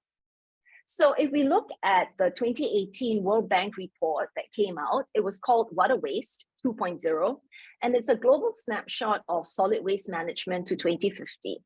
And the world generates over 2 billion tons of municipal solid waste annually, with at least 33% of that, and this is an extremely conservative figure, not managed in an environmentally safe manner. So while waste composition differs across income levels, reflecting varied patterns of consumption, there's still the dominance of food and plastics. But what's happening in Asia then? Well, a study performed by the Future Directions International, a non-profit institute, found that South and Southeast Asia accounts for 25% of the world's food waste. And more than 50% of Southeast Asia's waste is food waste. So if you look at the pie charts here, as long as you see green and red, that's plastics and food. Then we deep dive down further. We all have heard about what's happening in Singapore. And food waste accounts for about 12% of the total waste generated in Singapore. And as we started to emerge from COVID, the total amount of food waste generated in 2021 was 23% higher than in 2020. And in terms of greenhouse gases, what is the impact? So the Food and Agricultural Organization of the United Nations estimates the carbon footprint of food waste is 3.3 billion tons of CO2 equivalent per year, and discarded waste rotting in landfills gives off methane, a potent greenhouse gas that's 25 times more efficient at trapping heat than carbon dioxide. So we then look at what's going on, what can we do about it? And poorly managed waste is contaminating the world's oceans, clogging drains and causing flooding, transmitting diseases. It's estimated that some 11 million metric tons of plastic food and plastic waste, now makes their way into the oceans every year. And that's 3 million more than previous estimates. As much as 95% of the plastic that's transported by the rivers into the ocean comes from 10 rivers in Asia and Africa. And these 5 countries in Asia that we see account for 60% of global ocean plastic pollution, partly due to their underdeveloped waste management system. So for us at Alterpacks, these same 5 countries produce 1/4 of the world's brewer's spent grains, BSG. And that's what's left over after beer, cereals, and Milo is brewed. And we can take all of this BSG and upcycle it to potentially replace 1/3 of the household plastic packaging needs in these same countries. So we have to look then at recycle. So we were looking at reducing, so now what can we recycle? So in terms of recycling, what we look at is raw BSG is moist and spoils easily. It's currently used as animal feed, compost. Our proprietary process allows us to convert the spent grains into 2 different forms of products, biopellets and bioproducts. These contributes to the circular economy approach, where useful material, once seen as waste, is recycled back to the supply chain to create new products. And in Singapore, this slide from Seconds Guru is clear. Singapore incinerates its trash that can't be recycled. So we go back again, and we know that Singapore is in a very fortunate position that we can actually incinerate our trash. But globally, 37% of waste is disposed of in some form of a landfill. And open dumping accounts for about 31% of waste, 19% is recovered through recycling and composting, and 11% is incinerated for final disposal. Then you'll say, but what about in Southeast Asia? If we look at incineration, these are the 5 countries that, according to this report, incinerate the trash. But look at the number that actually do open dumping. And it is all of these countries in our own geographical region that actually do open dumping. So then we have this question about landfills. We also need to be cognizant of the fact that it's often overlooked that food waste that's not drained off from plastic food packaging will contaminate other recyclables and end up compromising the recycling outcomes. So we need to have to manage food waste holistically. So then we took into consideration, what about replacing plastic containers? And when we replaced the plastic containers, it had to be with a home compostable alternative. So here we have the situation that Alterpacks looked at in terms of the 2 R's first. We need to combine the problem we have to combat and address, which is to reduce food loss and single-use plastic containers and provide an alternative that was home compostable. And so this is the Alterpacks food containers that we've created. This is made from BSG, upcycled spent grains to replace single-use plastic food containers. Our eco containers have received FDA and SFA certification. The containers have the functionalities of what containers need to do without the negative environmental impact. It protects food without the leaks and dents, and may be placed in a microwave and reused after washing. So this is the properties of the Alterpacks containers. In essence, we would say that it can actually go from freezer to microwave, and it is home compostable pending Tooth Austria certification. That takes 9 months. And what we are looking at is that home compostable, easy storage, and from freezer to microwave. The next R we looked at was, how can we look at reusing? So not just in reusing the containers, but let's look at the challenge that existing plastic manufacturers, or as we call them, converters, face today. Their challenge has always been that they have an existing infrastructure of their manufacturing machines. So what if we are able to reuse existing manufacturing machines that converters in the industry are currently using to produce plastic food containers? So in addition to creating the fully formed products, we also create pellets from the spent grains, and the Alterpacks pellets will replace petroleum-based resins and may be used in standard manufacturing machines to form containers. So this is an example of our spent grains being produced as pellets. The Alterpacks pellets may be used to create thin-walled, as you see on the top left, and thick-walled reusable containers. And what has happened also is our technology also allows us to include other forms of agricultural waste, such as discarded coconut shells, to create alternative pellets. We look at the competitive landscape, and the global production of bioresins is less than 1% of petroleum resins. So there's tremendous opportunity for growth, with Asia driving this demand, spurred by government legislation against single-use plastics and increasing consumer awareness. And COVID-19 has ironically spurred the growth of the market, with increasing demand for single-use food containers because of hygiene and safety. Then we look at how we're going to work. We work with the converters and suppliers of plastic packaging who are looking for eco-friendly alternatives that can be produced at scale. And these manufacturers come with the advantage of having an existing commercial client base across APAC. So if you happen to be a converter or anyone working in any of these markets, please do reach out, because we would very much like to have a conversation and connect. Alterpacks is currently working on pilots in Singapore, Australia, Vietnam, and Indonesia. We won the Sustainability Open Innovation Challenge for a pilot with Grab in the Sustainable Materials Packaging category. Our food container boxes are heading to Melbourne, and we're working with a new container, a new design container for an F&B company called Pizza for Peace in Vietnam. And we've been working with the United Nations Development Programme to combat plastic pollution in Mandalika, which is the Lombok area of Indonesia. So then we look at the last one, which is replace. What do we hope to replace in summary? Well, let's hope to replace the petroleum-based resins with the Alterpacks pellets, to replace these plastic food containers with Alterpacks containers made from upcycled grains and other forms of agricultural waste. And so at the end of it, why waste it? Replace it. And if you'd like to connect with Alterpacks, we'll be more than happy to hear from you. And that's the end of my presentation. Thank you for your time.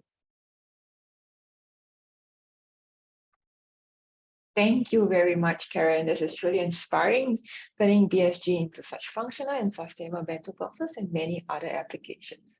For those of you who are looking for takeaway container options, well, look no further. The pandemic has highlighted how consumers seek for convenience, even in food choices, and that means having a longer shelf life in our food without the baddies such as food preservatives. Antimicrobial food packaging may just be the solution. Now, let us invite Ms. Joanne, Business Unit of Tetley Engineering Private Limited, to share with us Tetley's efforts in managing food sustainability using antimicrobial packaging. Joanne, please. Thank you, Adeline.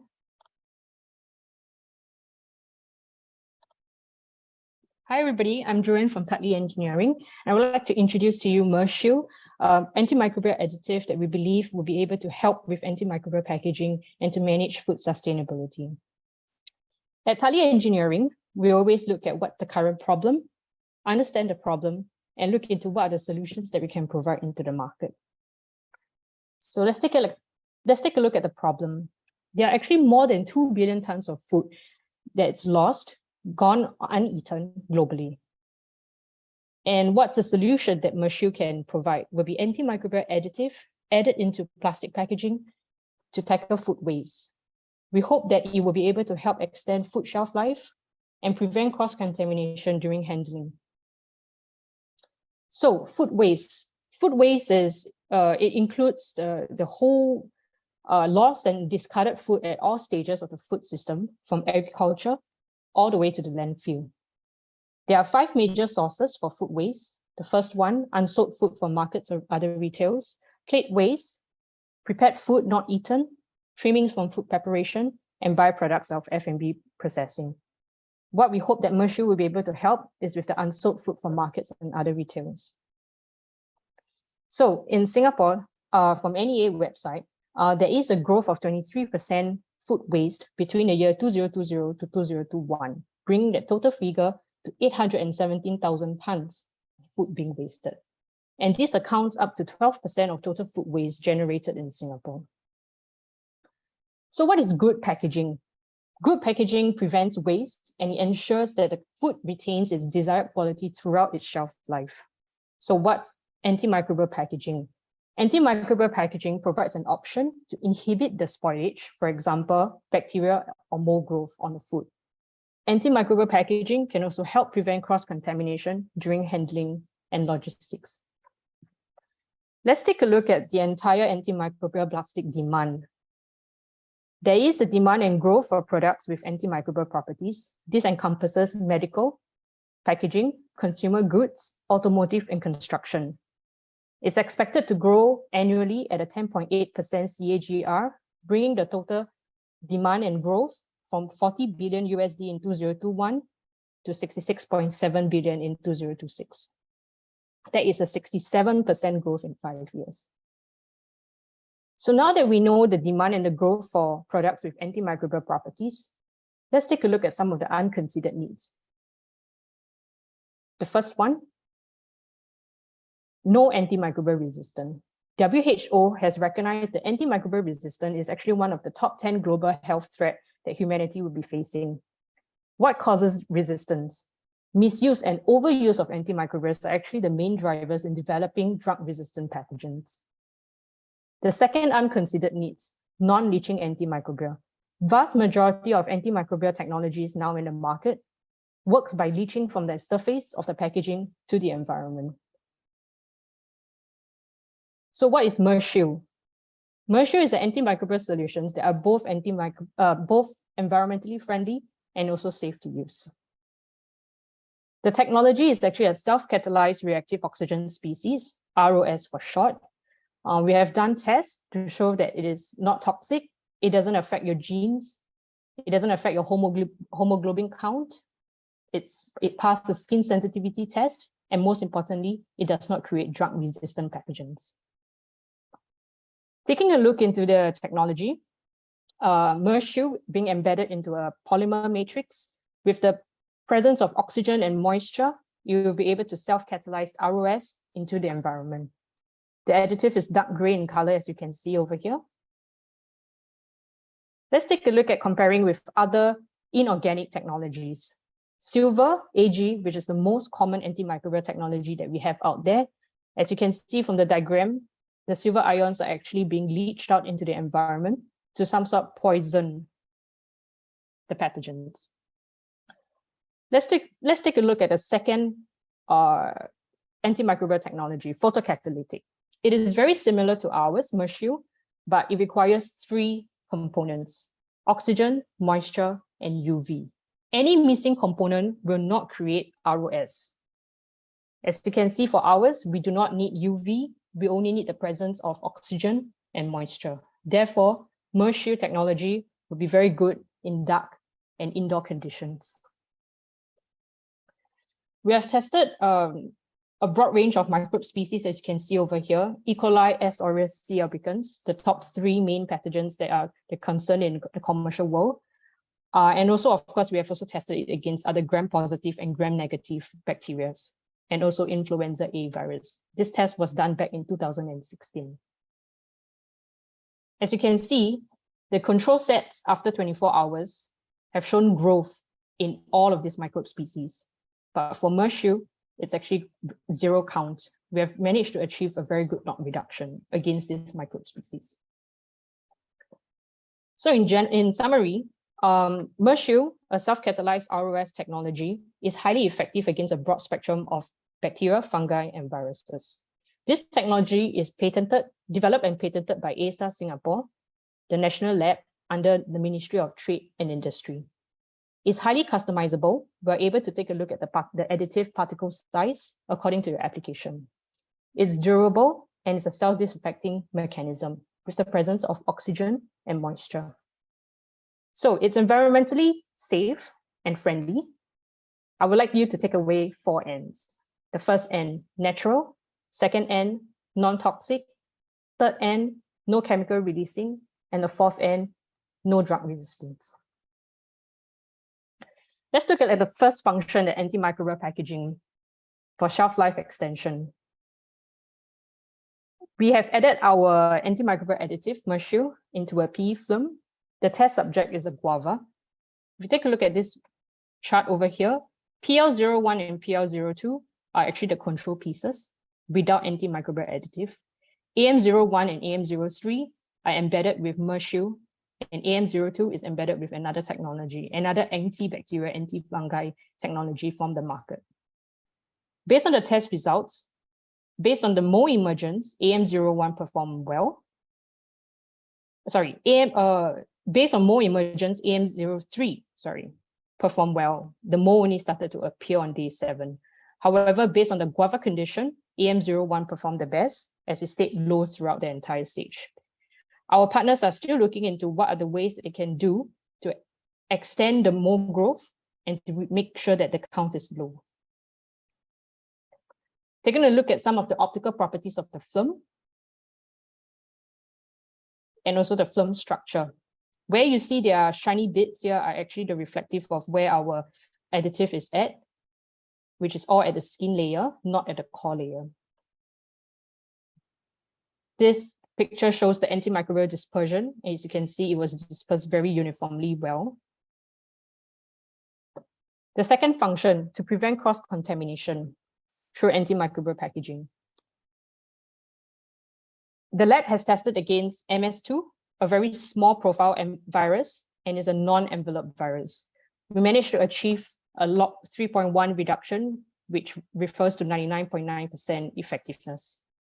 So with a very small and non-envelope virus, a lack of lipid envelope, which means that it's generally resistant to chemical disinfectants, and we are able to achieve a 99.9% effectiveness.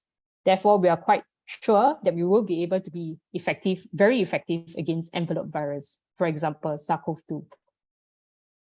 This is taken from NEA's website, the National Environment Agency from Singapore. They have identified SARS-CoV-2 surrogates, as you can see over here that I have highlighted. We have done a test against one of them, MHB, and we did manage to achieve a higher log reduction of 5.2 at 99.999%. So there is the urgency to maintain hygiene, but I would like to urge everyone to maintain it in a safe, sustainable, and effective manner. We are always open up for collaboration. Zero waste is a very long and hard journey that we have to all go through together, but I believe that with collaboration, we'll be able to achieve that. All the way from agriculture process to delivery system, retail, and all the way to the consumers, we believe that antimicrobial packaging will be able to help prolong shelf life. It is worth noting that it is often the small steps, not the giant steps, that bring about the most lasting change. Let's move away from silo and move into a cooperation in order to bring up the value and to drive innovation through collaboration. With that, protect your loved ones, protect our environment, look out for mercy. Thank you. Thank you very much, Joanne. So we have learned that adding materials with antimicrobial functionalities can indeed play a part in food's shelf life extension. So we all know there is a growing need to use green packaging solutions for a sustainable future. What are the technologies available to enable this? This topic will be covered by our next two speakers. First up, let us welcome Ms. Hwee Ling, Senior Lead Technical Service and Development Specialist for Asia Pacific at Dow Packaging and Specialty Plastics. Hwee Ling collaborates with customers to develop and improve flexible packaging in applications including food. She will now present Dow's efforts to create sustainable flexible food packaging. Hwee Ling, please. Thank you, Paula. Good morning, good afternoon, everyone. My name is Hwee Ling from Dow. Before I start, maybe I'll make this slide. Before I start, I'd like to thank IPI Singapore and Republic Poly for the invitation to the webinar today to share the innovations on food packaging. In the past, the function of a packaging is mainly for containment, for protection, for convenience and communication. In the recent years, there is an additional element on the need to be sustainable. So this brings us to my presentation today on designing packaging to be recyclable and sustainable. A quick overview of the topics that I'll cover today. First of all, I'll talk about Dow's plastic sustainability strategy, followed by introducing a couple of our flexible packaging solutions, and I'll wrap up with an introduction of our Pack Studios Singapore. Before I start, just a quick introduction of Dow. Dow is a material science company with a vision to deliver innovation and sustainable solutions for customers in the market segments that we participate, namely in the packaging, which is our main focus for today, in infrastructure, in consumer care, and also in transportation. In Dow, we are committed to eliminate plastic waste. This commitment is built upon our sustainability strategy comprising of 5 main pillars. The first pillar being design for recycling, or in short, we call it D4R. We are also into mechanical recycling and advanced recycling, which otherwise also known as chemical recycling. We also have bio-based resins, which are made from bio-based feedstock that doesn't compete with human food or change the use of land. Our last pillar is on reducing our carbon footprint, with our goal that all our assets are carbon neutral by 2050. So let's take a deeper look into our design for recycling concept, which comes from two different aspects. The first being material elimination. The traditional packaging usually is made up of polypropylene, nylon, or PET as the print substrate, which is then laminated with adhesive to a polyethylene lamination film. Since polypropylene, nylon, and PET are not compatible with polypropylene, this makes the whole packaging structure unrecyclable. Hence, to enable recycling, Dow developed a resin that can be made into TFBOPE as the print substrate. Thus, the entire packaging is now made recyclable. So I believe a question now everyone has is, what is TFBOPE? TFBOPE is a short form for tender frame biaxially orientated polyethylene. This is a film that is made by the tender frame bi-orientation process, where the film is being stretched in two directions. So the traditional polyethylene resin has actually a very narrow operation window for such a two-direction stretching process. So with a decade long of research, Dow has developed our Innate TF80 precision packaging resin, which has a unique molecular architecture and is able to have a stable processability on a commercial line.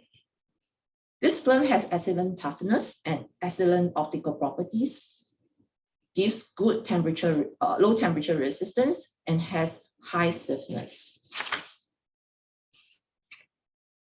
With tender frame BOPE produced from our Innate TF50 and our wide portfolio of polyethylene resins, we have developed an all-PE send-out pouch, which is a 3-star awards winner. So this development has won the Singapore Packaging Star Awards 2021, the Asia Star Awards 2021, and the World Star Award 2022. Another concept, another example of material elimination is our development on all-PE thermoforming film. The traditional structure is usually made of layers of nylon and polyethylene. Nylon is being valued here in the thermoforming application due to its drawdown ability. With Dow's wide selection of polyethylene, we have developed an all-PE film that can have a drawdown depth of 5 cm. And depending on the performance requirements, we are able to customize accordingly.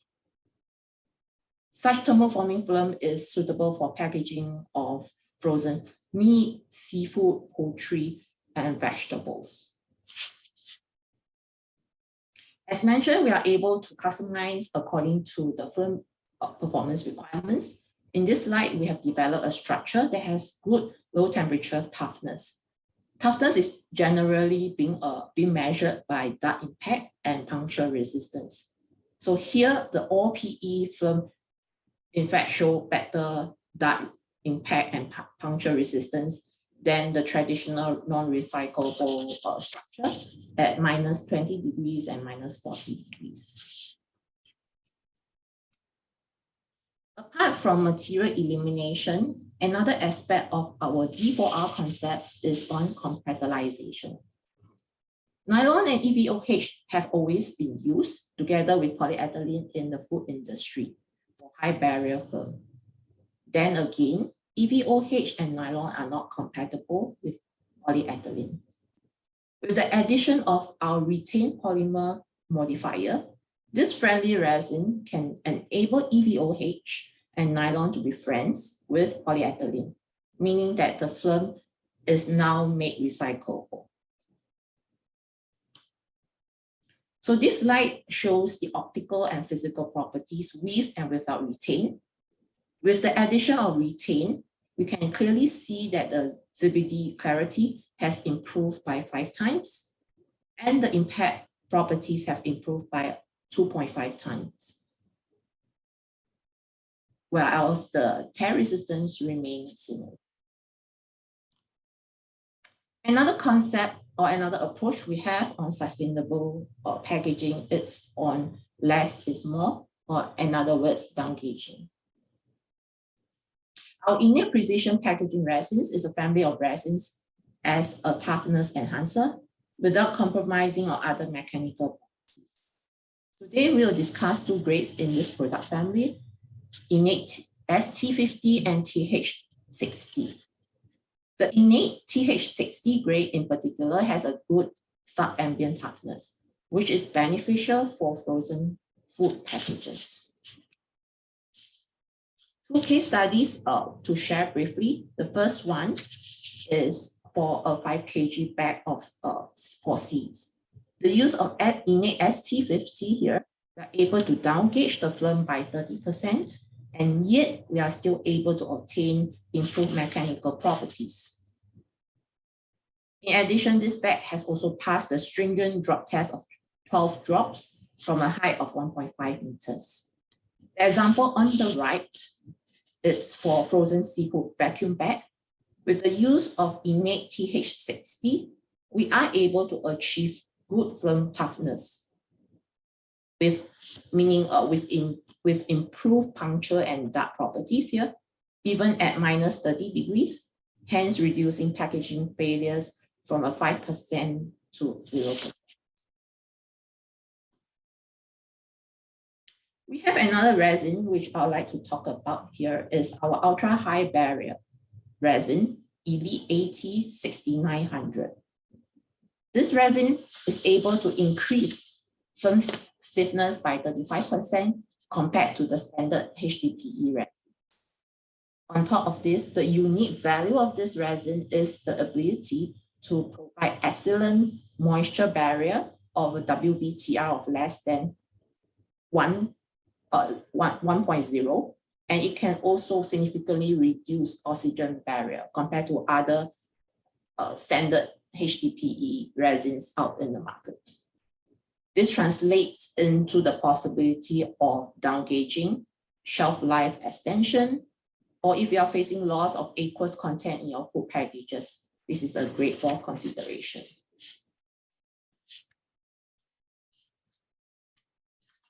This slide showcases 4 of the many commercial innovations and collaborations Dow have with our customers. The top left-hand corner is the naked bare granular packaging, which uses retained polymer modifier to enable recycling. The bottom is our Fomanto platform product, which has the polyethylene-rich thermoforming technology. And this is together with we did this collaboration together with Puma. The top right-hand corner is a collaboration with Alterpacks and UPM, where we use our bio-based polyethylene in the Alterpacks liquid carton packages. Lastly, something that is close to our heart here, close to this region where our innate precision resin, packaging resin has been used in the all-PE rice bag of Royal Umbrella. This slide shows the key summary of some of the takeaways. So for Dow's approach to circular economy is broken down into 5 segments. One is design for recycling. We have mechanical recycling. We have the advanced recycling. We are also into bio-based polyethylene. And lastly, we are we have the goal of reducing our carbon footprint in all our assets. We have several products such as the tender frame BOPE, retained polymer modifier, and the all-PE thermoforming developments. These are examples that showcases Dow's continuous innovative efforts to create sustainable packaging solutions for our customers. The flexibility in packaging is further made possible with our resins, such as the toughness enhancer, innate high precision packaging resins, and our ultra high barrier EV80 6900 polyethylene resin, thus opening a door for performance upgrade or down gauging purposes. All these developments and innovations would not be possible without our PAC studios. PAC studios is a DAO concept to innovate, collaborate with our customers and assist the acceleration of developments for commercialization. Right at our backyard in Singapore, we have a PAC studios with the capability for fabrication, lamination, and pouch making. We also have the capability to analyze and validate film properties in our lab. A special mention is that we have recently installed a 9-layer film line, and we have also a state-of-the-art pouch making to tiny line, which is specially made and designed for pouch making with all PE films. That's all for my sharing today. So feel free to reach out to me for any further discussions or any questions. Again, I'd like to thank IPI Singapore and Republic Poly for the wonderful opportunity to be part of the webinar today. So back to you, Paula. Thank you, Ling. It's fascinating to learn how DAO has used design and modern technologies to turn yesteryear's non-recyclable packaging into recycle compatible products. Our next speaker, Mr. Derrick, Senior Technical Sales Manager, Southeast Asia from UPM Specialty Papers Asia Pacific. Apart from commercial responsibilities, Derrick also manages UPM's technical sales services, providing technical competence and supporting the regional sales team in enhancing UPM's product performance. He will share with us on how UPM innovates with fiber-based packaging materials. Without further ado, Derrick, the stage is yours. Thank you, Adeline. If you can hear me, I'll share my screen now. Okay, first of all, thank you, Adeline and Paula, once again. A very good morning to everyone who is online. I'm very happy to be here, and thank you, IPI and RP, for the opportunity for me to learn and share on this platform. Today, I'm going to speak about sustainable fiber-based materials for packaging end users. Okay, this is my content for the next 12 minutes or so.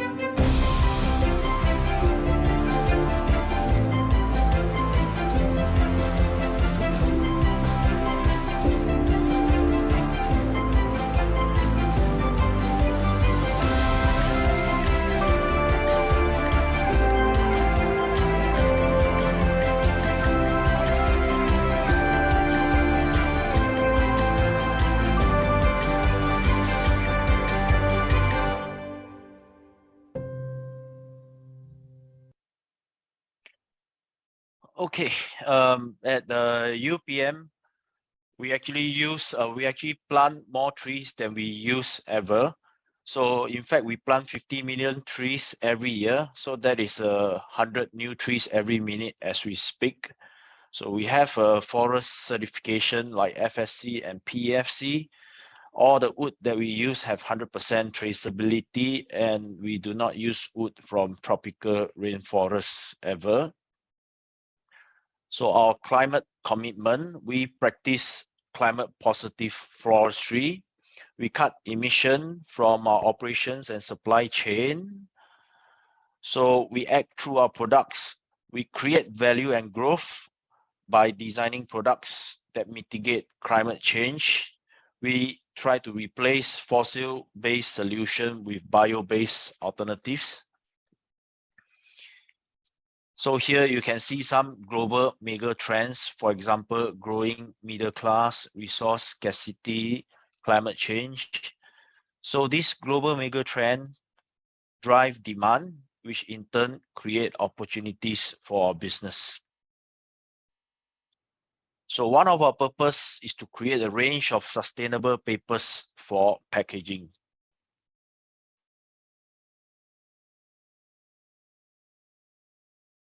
So before going to some innovations with fiber-based packaging materials, let's have a look at some future trends. Okay, earlier in 2022 this year, Smithers and UPM collaborated to do a research study that looks at the key trends and perspective of food packaging in 2040. So these are the four main findings that we derive from the research study. One, consumers won't tolerate a choice between sustainability and convenience. So consumers expect both, and there's no compromise. They want convenience and performance at the same time. Two, sustainability will be a strict government mandate. So this is no longer voluntary. So materials that do not reach threshold for environmental performance cannot be used. Three, challenges in meeting targets for sustainable end of life. It is estimated that 21% of all food packaging material will go to landfill or get incinerated in 2040. Four, fiber-based packaging will dominate. So fiber-based packaging will be perceived as the most sustainable packaging materials by consumer. So furthermore, if we look at 2021 versus 2040. So in 2021, on the left, you can see that nearly half of all packaging materials are polymer-based. Whereas in 2040, fiber-based packaging material will account for the biggest single share.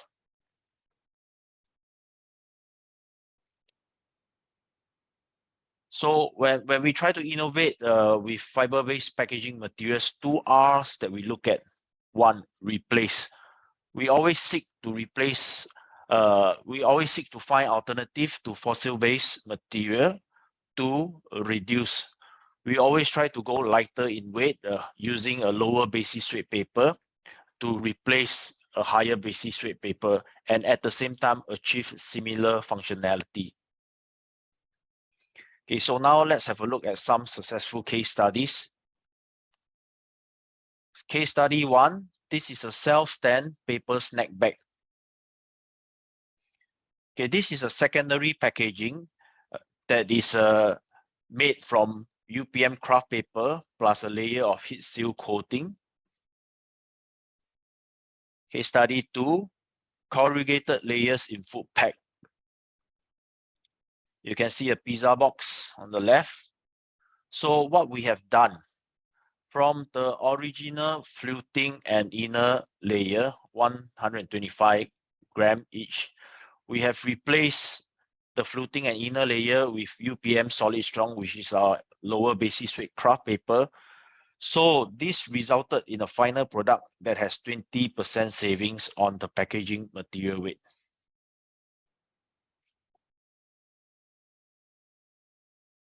Okay, case study three, paper stick for lollipop candies. Okay, so what we have done is to replace the plastic sticks used in lollipop candies with our kraft paper. Okay, so for UPM packaging grades, they are all tested and verified safe for direct food contact. We have we fulfill global food contact regulations like BFR, FDA, and also the China QS safety standards.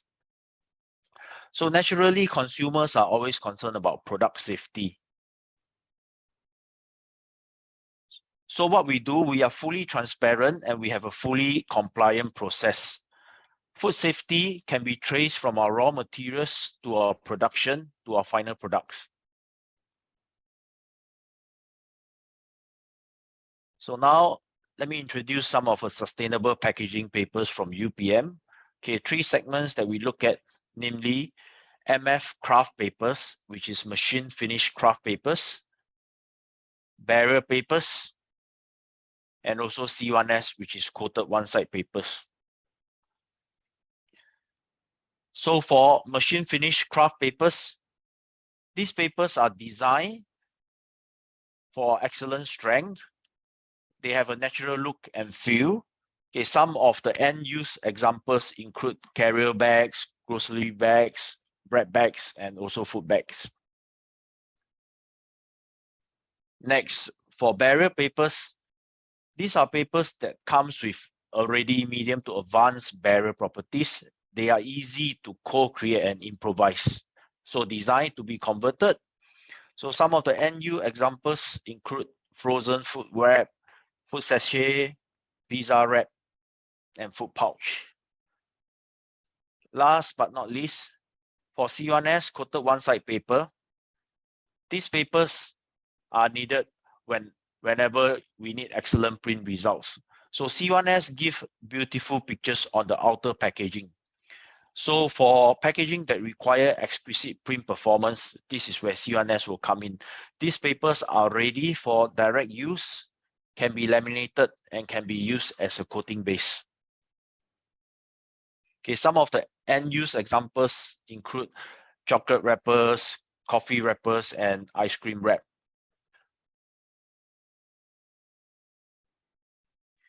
Okay, so what are the key takeaways for today? Okay, 3 points that I have here. One, fiber-based packaging materials play an important role as an alternative to fossil-based material. Together with the second point, innovation in fiber-based packaging materials will expand the performance and range of use. So these 2 points alone, we expect the demand for fiber-based packaging materials to continue to grow. Okay, last but not least, UPM is actively co-creating among the packaging value chain to deliver sustainable packaging solution. This is only achievable by working together with members of the packaging value chain, i.e. converters, brand owners, or even the end users. Okay, with this, I come to the end of my presentation. Thank you for listening. Over to Adeline and Paula. Thank you very much, Derrick. Indeed, we can do so much more with fiber as an alternative to fossil-based materials. So we have actually reached the last segment for today.